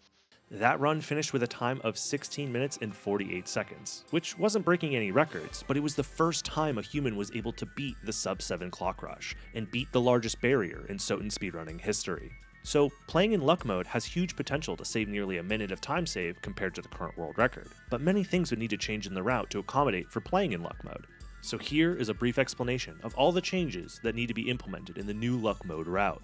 A damage stack refers to a glitch that randomly happens if you throw a holy water on the ground while Hydrostorm is active, where it will do massive amounts of damage to Dracula, killing him quicker than normal. The difference between getting perfect damage stacks and no stacks is a little over 5 seconds, making the beginning part of this run require good luck in order to actually continue. The odds of getting perfect damage stacks is about 1 in 8, meaning that 7 out of 8 times you're not even starting a run past the first 30 seconds, making the beginning of the run much more reset heavy than before. There we go. That's a frame perfect floor clip that saves about a second, which at this rate, every second matters. Now from here, there are 2 different routes you can do. If you were a little bit slow throughout the clock rush, you can just leave this area entirely and go back to the clock room from here. Or if you have about 5 seconds of time to spare, you can go for this wolf jump here, which costs about 5 seconds, but it gets you a garnet. And getting the garnet here saves about 18 seconds compared to the alternate strat. So you're sacrificing 5 seconds to save 18 seconds later. If you were too slow and you would miss the cycle, it's not worth grabbing the garnet. Instead, there is a backup that I'll show off. So if you did it perfectly, you can skip the cycle entirely and end up where you're here in under 7 minutes. So that's where most of the time save comes in, is not having to wait that minute. For the longest time, the fastest cycle possible was under 8 minutes. But recently with these new time saves, the cycle is now practically under 7 minutes. If you didn't go fast enough to grab the garnet, you do have to take a 15-second time loss right here to break open this breakable wall, grab the second pot here, which is an onyx.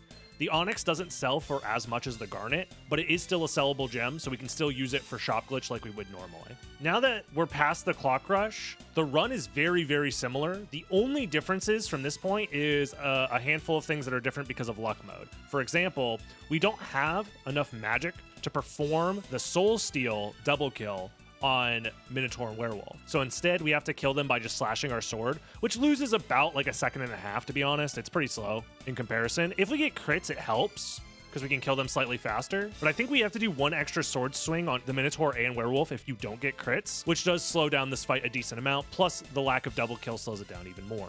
From here, this is where things get a little bit weird. Still need to do book jump like normal. Hope for good pattern, make it up here. We still grab the fairy card and we still do the shop glitch. It's exactly the same. We need the fairy to talk to us. Enter the librarian's cutscene, skip it. Now, the main difference here is whether you picked up the Onyx or the Garnet, right? But now from here, we have to make enough money to buy all the items that we need. And even if you're optimally like mashing this menu to sell things faster, you still lose 3 seconds in sell time between Garnet and Onyx because the Onyx just sells for less.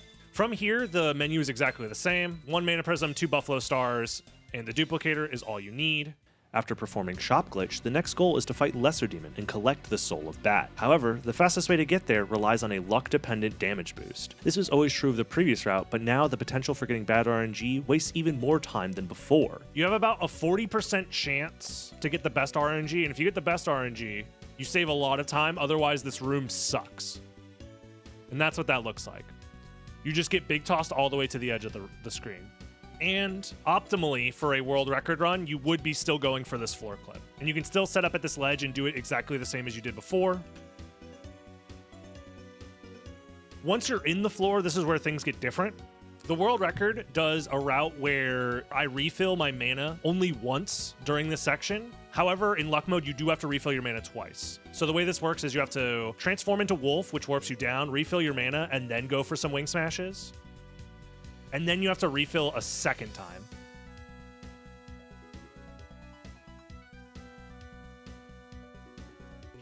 And if your MP is bad, you do lose a little extra time here, but you lose about 3 seconds compared to how the world record does it, but it's still faster than the alternative, which is using a library card to leave there anyways.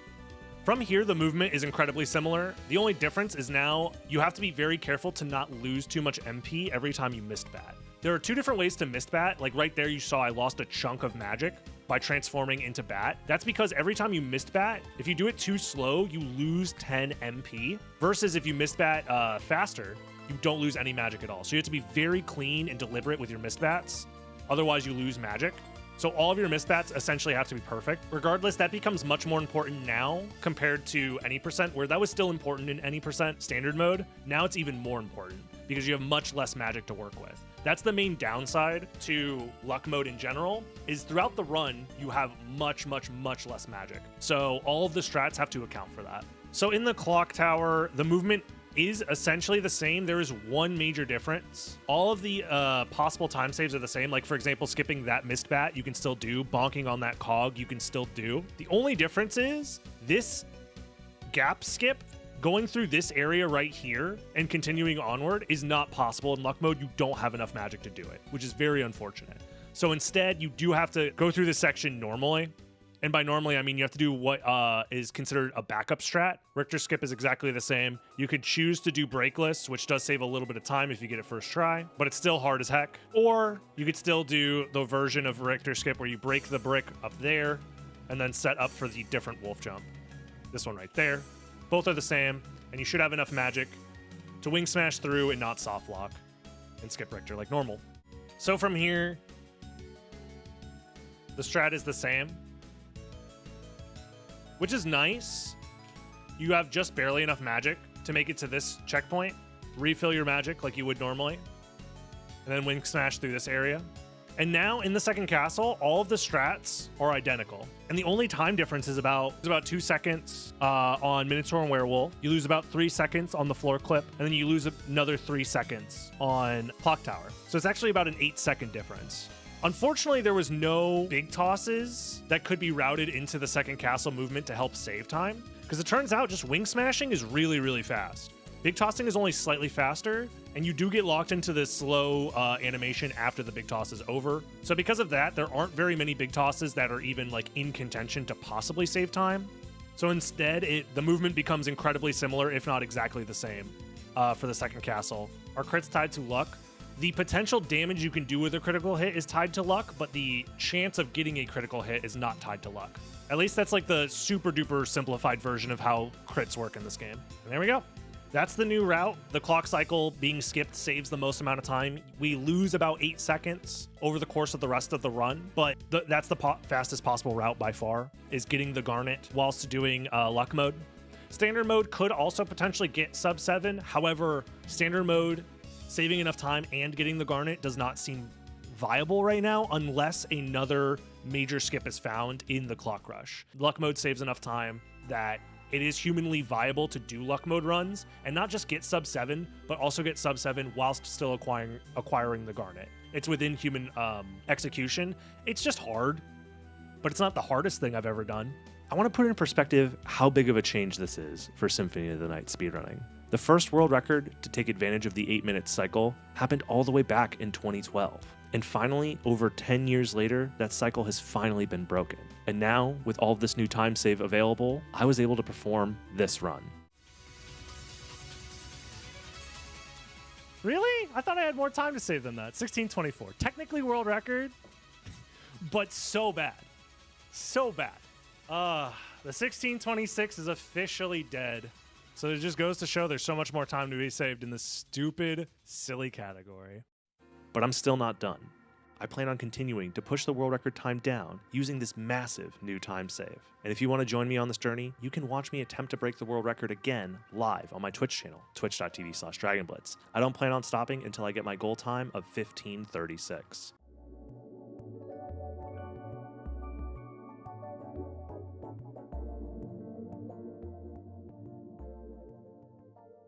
Saturn Maria has insane maneuverability and combat abilities. She can backdash, high jump, triple jump, dive kick, slide, run, dash kick, front slide, and for her normal attacks, she has a standing kick, a crouching kick, and her special attack button, which is normally a fireball, but the button can be held to charge up a more powerful attack at the cost of more magic. She has a bunch of spells too, similar to Alucard, that require motion inputs and also cost magic to cast. Spells like Guardian Knuckle, her Owl Summon, which, fun fact, I've never used this spell before in my life until I needed to record this footage. Flame Burst,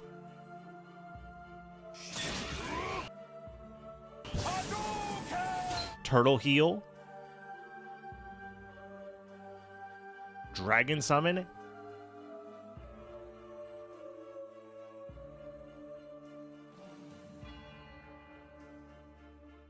and the Four Beast spell. Maria's starting stats are quite interesting as well. She starts with 200 max HP and 200 max MP, and interestingly enough, she's seen wearing the Dragon Helm, which lowers the defense of all the enemies in the game. The reason we know this is because of a glitch where you can transfer Maria's stats and items to an Alucard save file, which transfers the Dragon Helm to Alucard. But the most important stat by far to track for this run, however, is her magic. She starts with 200 magic, and it never increases throughout the entirety of the run. It does take about 55 seconds to fully recharge her magic from 0, and for some reason she can't recharge her magic while she's dash kicking, sliding, or high jumping, which turns out to be all of her fastest movement options. So finding time to refill MP after using her powerful spells, as well as managing that MP, is a very important skill for this run. Like I said earlier, this is an all bosses speedrun, which means we have to defeat all of the bosses in the game. Or do I?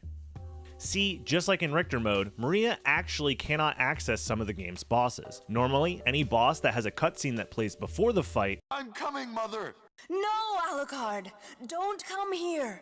has been straight up removed. So for that reason, we don't have to defeat Minotaur and Werewolf, Succubus, Death, or Maria herself. Yes, she is actually a boss in this version of the game. In general, if you have to move across the ground, the fastest form of movement is usually to chain slides. However, they can only be performed on flat terrain, and the slides themselves are very weak, which leaves Maria vulnerable throughout most of the slide. So, wherever I can't slide, I'm often using dash kicks, which is the second fastest movement option, and they do quite a bit of damage, allowing me to kill some enemies while moving quickly. After getting past the first room of the game, I do a dash kick into a triple jump into a dive kick to land on top of this rock. And anytime I dive kick out of a dash kick, I have the ability to perform what's known as a front slide. By holding down after kicking into the ground, you slide a little bit across the floor. This is useful because it allows me to get into positions where I can start a slide on a flat surface. I do some more slides and dash kicks, make it to this room, do some high jumps, press this switch, and enter the alchemy lab. Now that we're in the alchemy lab, the movement is about to get absolutely insane. Like, this movement right here is so much harder than it looks. Here, I have to dash kick into this room, and then I have to use all of my jumps before landing on the ground, and then I have to dive kick and almost immediately cancel that dive kick with a diagonal high jump. and since I started this movement with a dash kick, once I dive kick into the floor, it'll actually cause me to do a front slide, which positions me perfectly to kill this skeleton and avoid these spikes. And this is just one example of how fluid and interesting Maria's movement options are, and how cool it is to link them all together in the speedrun. For this boss fight, I opt to use the 4 Beast spell. This spell makes me invincible for a short period of time, plus I do damage over time when in contact with enemies, and all of my martial arts skills as well as sub-weapons now do extra damage. So I do the 4 Beast spell in order to enhance my dash kick abilities, and then I proceed to dash kick into Aurochs over and over and over again until he is dead. I quickly make my way to the Hippogriff boss fight. From here, we actually implement a similar strategy, starting off with the 4 Beast spell, but the way I start the fight is a little bit different. I dash kick my way into the room and land directly on Hippogriff, but while in midair, I activate the Bible sub-weapon 2 separate times. So at the very start of the fight, I'm doing damage over time because of the 4 Beast spell, and my 2 Bibles are spinning around doing damage. Hippogriff begins to fly, then I proceed to high jump into Hippogriff over and over again until he is dead. Since I activated the 4 Beast spell, these high jumps do massive amounts of damage. With Hippogriff cooked, we move on through the chapel and make our way to the castle keep. From here, we could visit Kurasmun, but it's actually faster to enter this warp room instead. I use the warp room to go back to the castle entrance, and I will be warping back here in just a little bit. Now that I'm back at the entrance, I actually make my way to the very beginning of the game to enter the secret underground garden. This hatch right here actually opens up as soon as you leave the castle entrance for the first time, and it leads directly to the underground gardens. This is a Sega Saturn version exclusive area that also has a boss waiting for us at the end of it. Since this is a speedrun, we don't have a lot of time to listen to the absolute banger of a soundtrack in this area.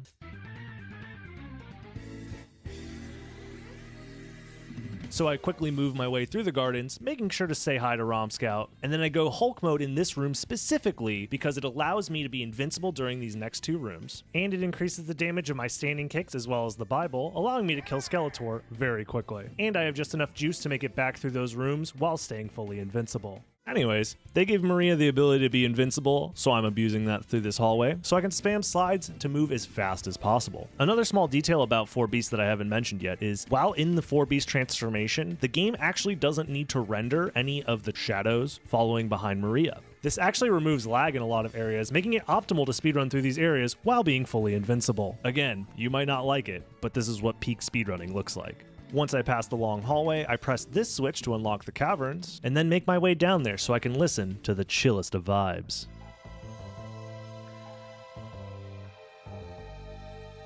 Then I make my way to Scylla and try not to get a boner looking at her sexy, sexy snake head. I Kamehameha her ass into another dimension and perform a glitch called Scylla Skip. So behind Scylla, there is normally a door that blocks the exit to this room. By keeping that door off screen while I kill her, it never actually loads in that door. I can then make my way into the room behind Scylla right after killing her, and then reload the boss room. This spawns that door on top of me, and the door actually pushes me through the floor, allowing me to leave the boss fight about 10 seconds faster than normal. I also purposefully skip grabbing this life max up so I can save it for later. And for the actual Grand Falloon fight, well, this fight is just so badass, I'm gonna let you watch it for yourself.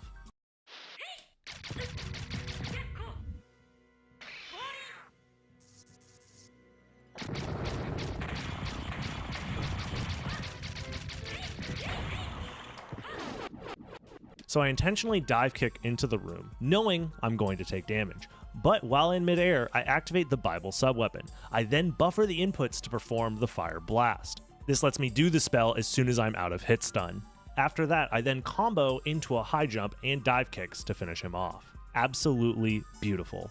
From here, I need to leave the same way that I came, and again, I have no magic to perform 4 beasts, so we have to dodge and weave through the enemies. Plus, after taking damage from Grand Falloon, my life is looking a little low, but thankfully for us, we left that life max up, so now would be a great time to pick that up. I then leave the catacombs and warp back to the castle keep so I can finally leave the first castle. So Galmoth is supposed to be the secret super boss of the game with over 12,000 HP, so it's going to take a while to take this guy out. The strat here is to use 4 beasts to both increase the damage of my crosses as well as do small bits of damage over time while I sit inside of his foot. And I just hope and pray that I do enough damage to kill him before the invincibility wears off. If I get completely unlucky, Galmoth can decide to move around and waste time, which is scary because if the 4 beast spell wears off, I am completely screwed. Thankfully for me, here my DPS was plenty good enough to clear the fight and move on.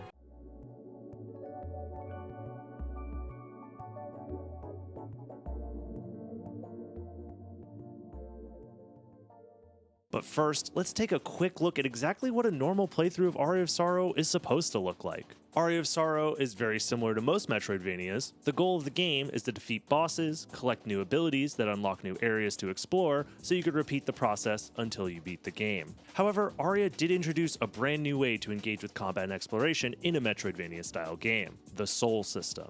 In this game, someone can absorb the souls of defeated enemies and bosses to gain new abilities. There are 4 types of souls that can be found throughout the game. Red souls, which allow someone to use unique attacks at the cost of mana. Blue souls, which allow someone to do many types of summons, attacks, and transformations. Yellow souls, which are passive abilities that usually give Soma some sort of stat boost. And lastly, gray souls, which are permanent upgrades to Soma's moveset and exploration abilities. In order to defeat the game, you are expected to beat 8 different bosses as you explore and unlock new abilities before fighting Graham, who is attempting to turn himself into the new Dracula. Also, it's really important to point out that, besides a few exceptions, every soul in this game is randomly dropped by enemies and bosses, and these drop rates are quite low, oftentimes even lower than 1%, and there's pretty much no way to increase those odds. And that's because in this game, the luck stat is completely broken. It doesn't increase drop rates or anything like that. They just forgot to code it properly, I guess? So getting some of the most powerful souls and items to drop is incredibly tedious, as you farm the same enemies over and over again for a less than 1% chance to get the drop that you want.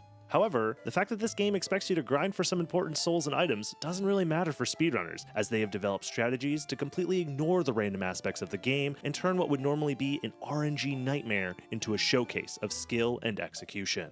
They do this by exploiting the random number generator inside the game's code. This is to produce the correct numbers in memory as to give the desired random drops that speedrunners need. And there's no better way to showcase this than to watch how speedrunners do a precise RNG manipulation to get the rare soul drop from the first boss of the game, Creaking Skull. After manipulating the Manticore soul to drop, the next goal of the run is to go down past the chapel into the study to fight the Great Armor boss, so they can put their newly acquired Manticore soul to the test, where they will be rewarded with the next ability soul for the run, the Malphus soul, which gives Soma the ability to double jump. Now with the double jump ability unlocked, speedrunners then go through the chapel to a specific room to set up yet another out-of-bounds zip.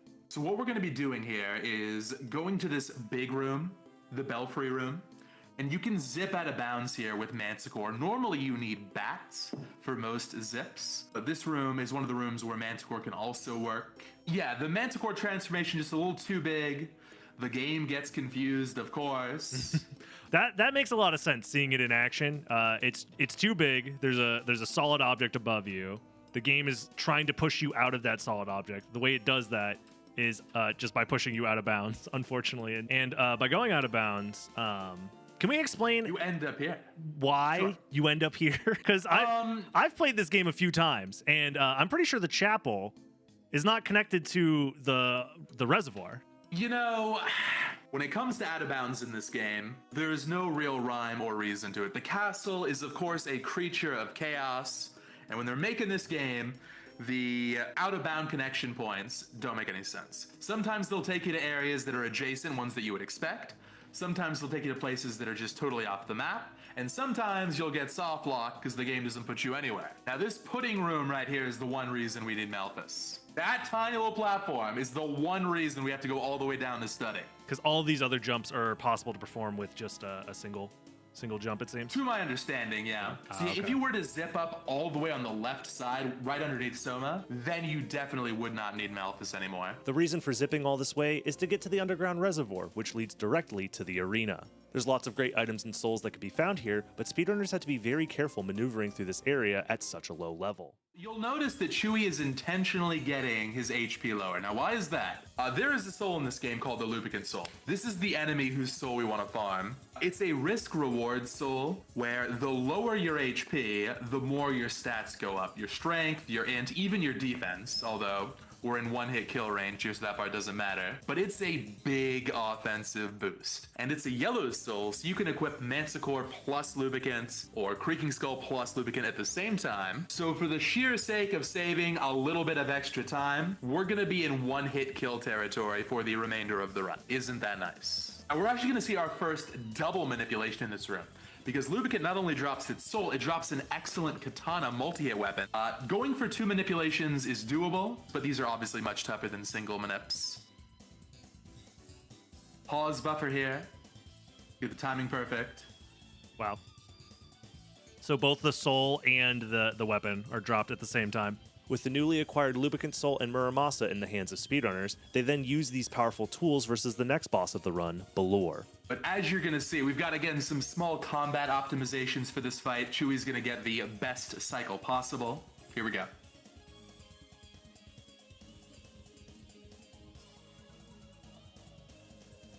That is a lot of damage numbers.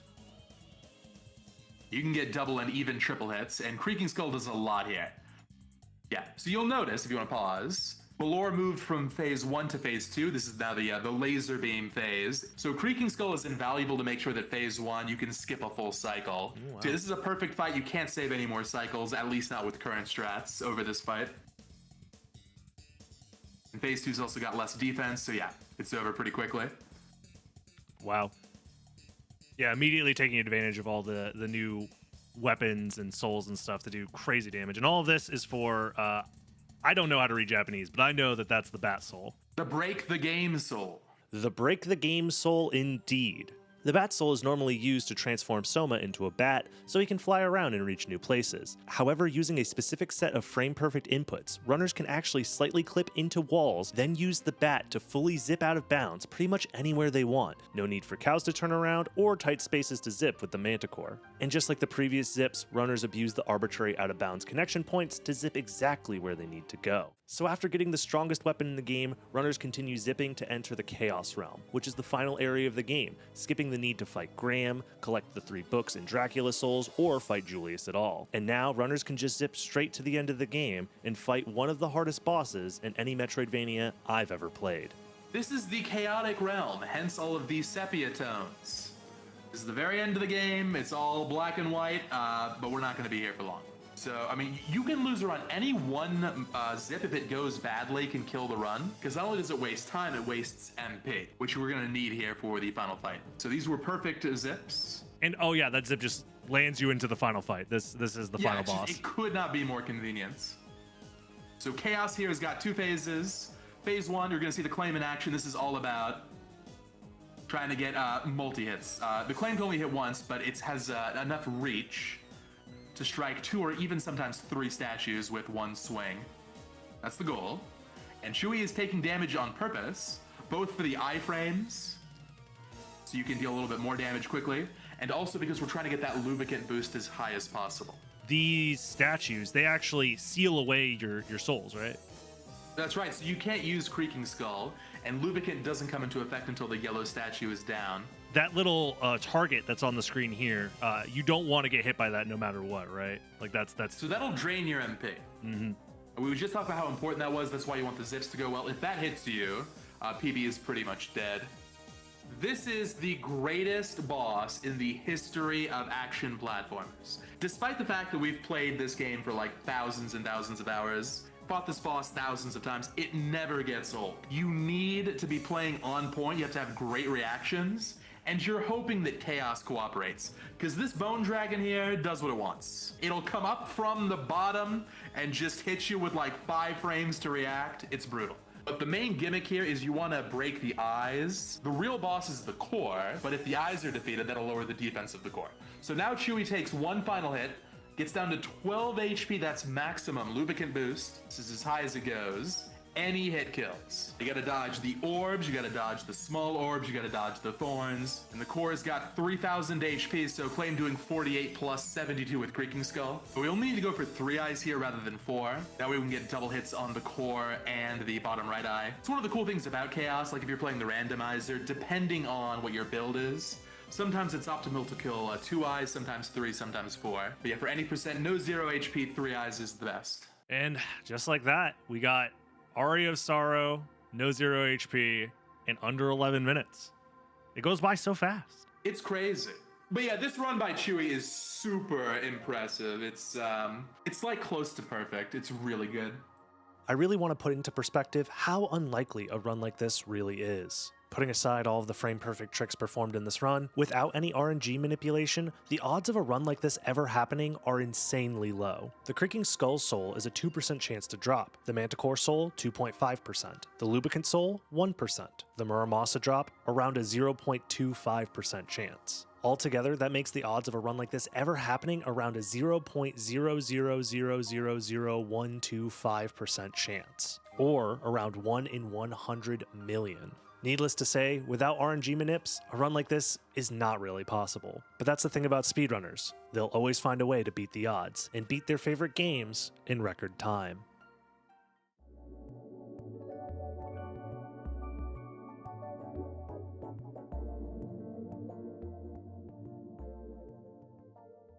Speaking of, let's quickly recap some of that speedrun development, as it'll be important to help contextualize this new amazing nuclear fusion glitch. Castlevania Circle of the Moon originally released in the year 2000 for the Game Boy Advance, and this game has always been known for its speedrunning potential.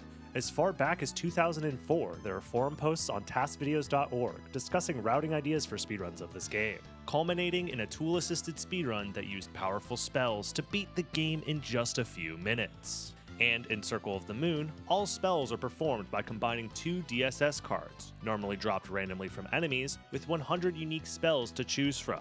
Early speedrunning routes revolved around starting the game using the Fireball name code, so they can play in Magician mode with worse combat stats but all 20 DSS cards unlocked from the start, so they could take advantage of the Black Dog plus Pluto combo.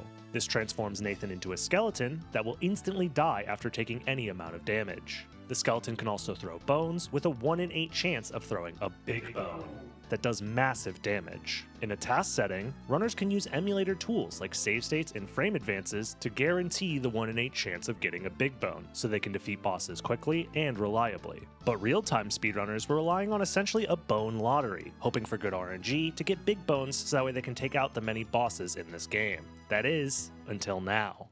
Funny enough, with the newest release of this game as part of the Castlevania Advanced Collection, they inadvertently added a way for real-time speedrunners to become more like a task. This closed game screen adds a way for runners to buffer their inputs and go frame by frame to execute complex glitches flawlessly every time, trading speed for consistency.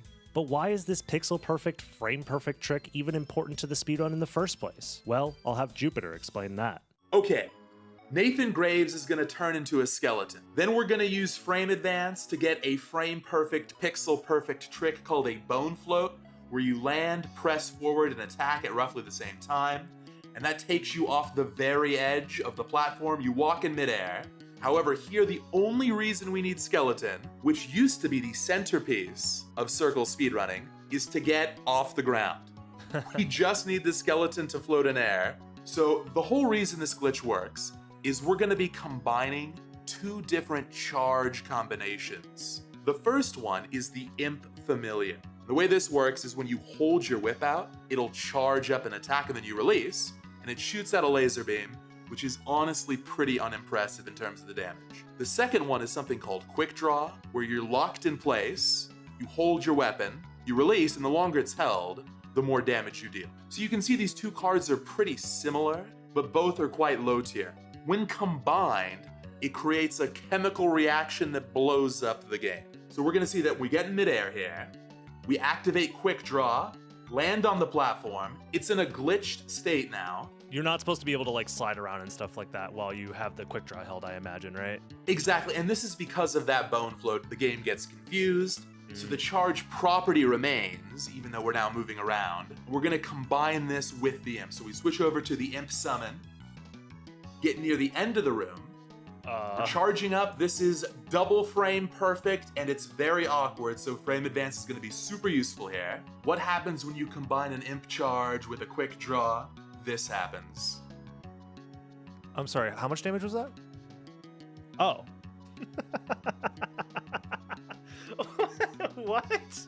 Okay. He's radioactive. We have turned Nathan Graves into a walking nuclear bomb. And the radiation is gonna dismantle anything on screen, doing cap damage. Yeah, there's supposed to be enemies on the screen, but they're dying before. It's so... Okay, so many questions. So, is it just like a giant active hitbox that's touching like the whole screen? Full screen hitbox, you got it. Oh my god, that's crazy. So yeah, this combination of seemingly unrelated cards stacked on top of each other create a nuclear fusion of glitches, destroying everything on screen with a constant hitbox doing max damage. But much like the nuclear technology of the real world, this state of nuclear fusion is incredibly unstable and can end in disaster if not handled properly. So this nuclear bomb is a little unstable, and there are certain things you got to keep in mind. I remember me and Halgorithm did like a week's worth of testing on all the different permutations. A couple things you might want to know. If you get hit, the nuke goes away.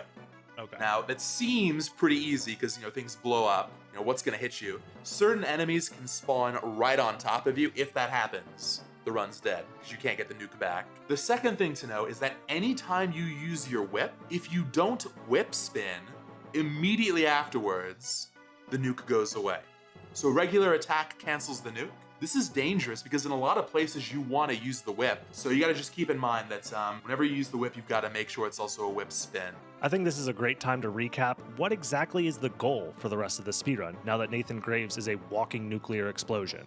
Well, this isn't all bosses speedrun, meaning every boss needs to be defeated before killing Dracula and getting the endgame credits. So right now, Nathan is on his way towards the first boss of the run, Cerberus.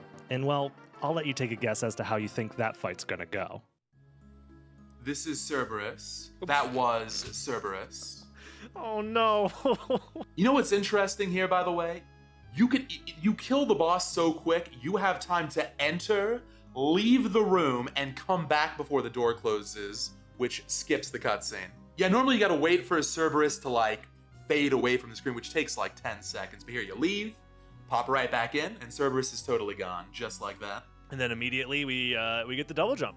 So after beating Cerberus, speedrunners then backtrack to the very beginning of the game. This may seem strange since this appears to be a dead end, but that's the thing about Circle of the Moon.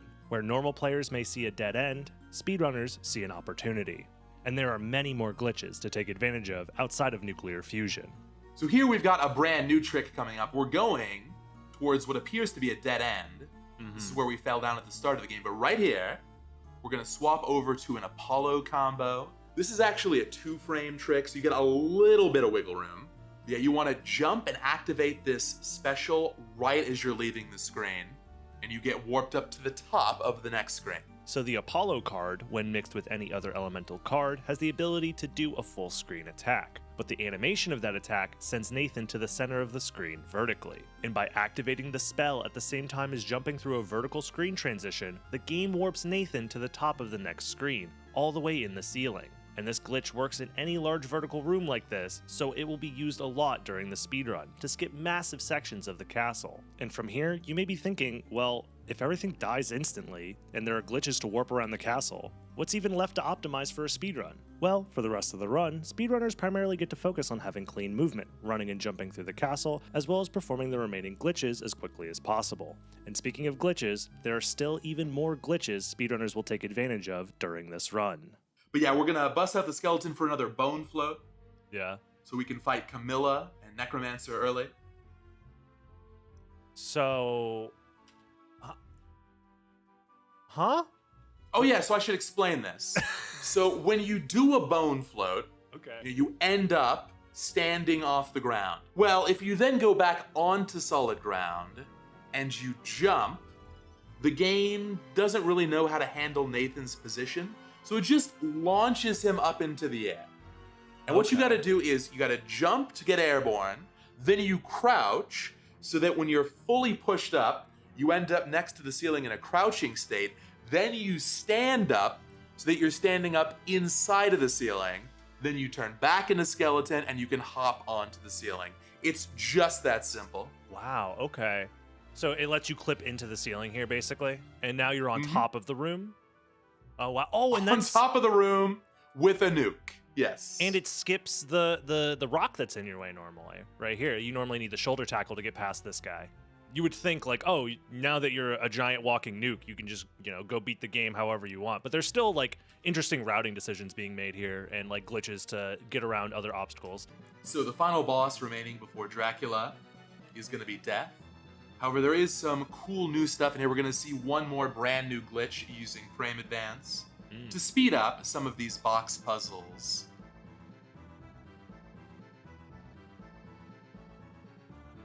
Basically, this is a double frame perfect. Yeah, so you find the right frame to jump, then you jump for 1 frame, then you land, and right as you land, you activate the card combo, which really the game doesn't like handling that. So it kind of makes the boxes a part of the background, and then you can slide through. It's very weird. And that skip saves like how much time of the box puzzle normally? In total, probably, we're going to include this room too, it probably saves a total of 10 to 15 seconds. Oh, wow. Yeah, so at world record level, that's huge. Thanks for watching, and a special thanks to all my Patreon supporters, including Grave Cactus, Rhinesguard1, Nanoseed Production Company, C, Barnabas de Grey, Lieutenant CYX, Minus X, Soma Jean, TJ Foster, Atomic Dracula, Suchioto, Kenneth, Chaosvania, Jokum Palm, and WJB.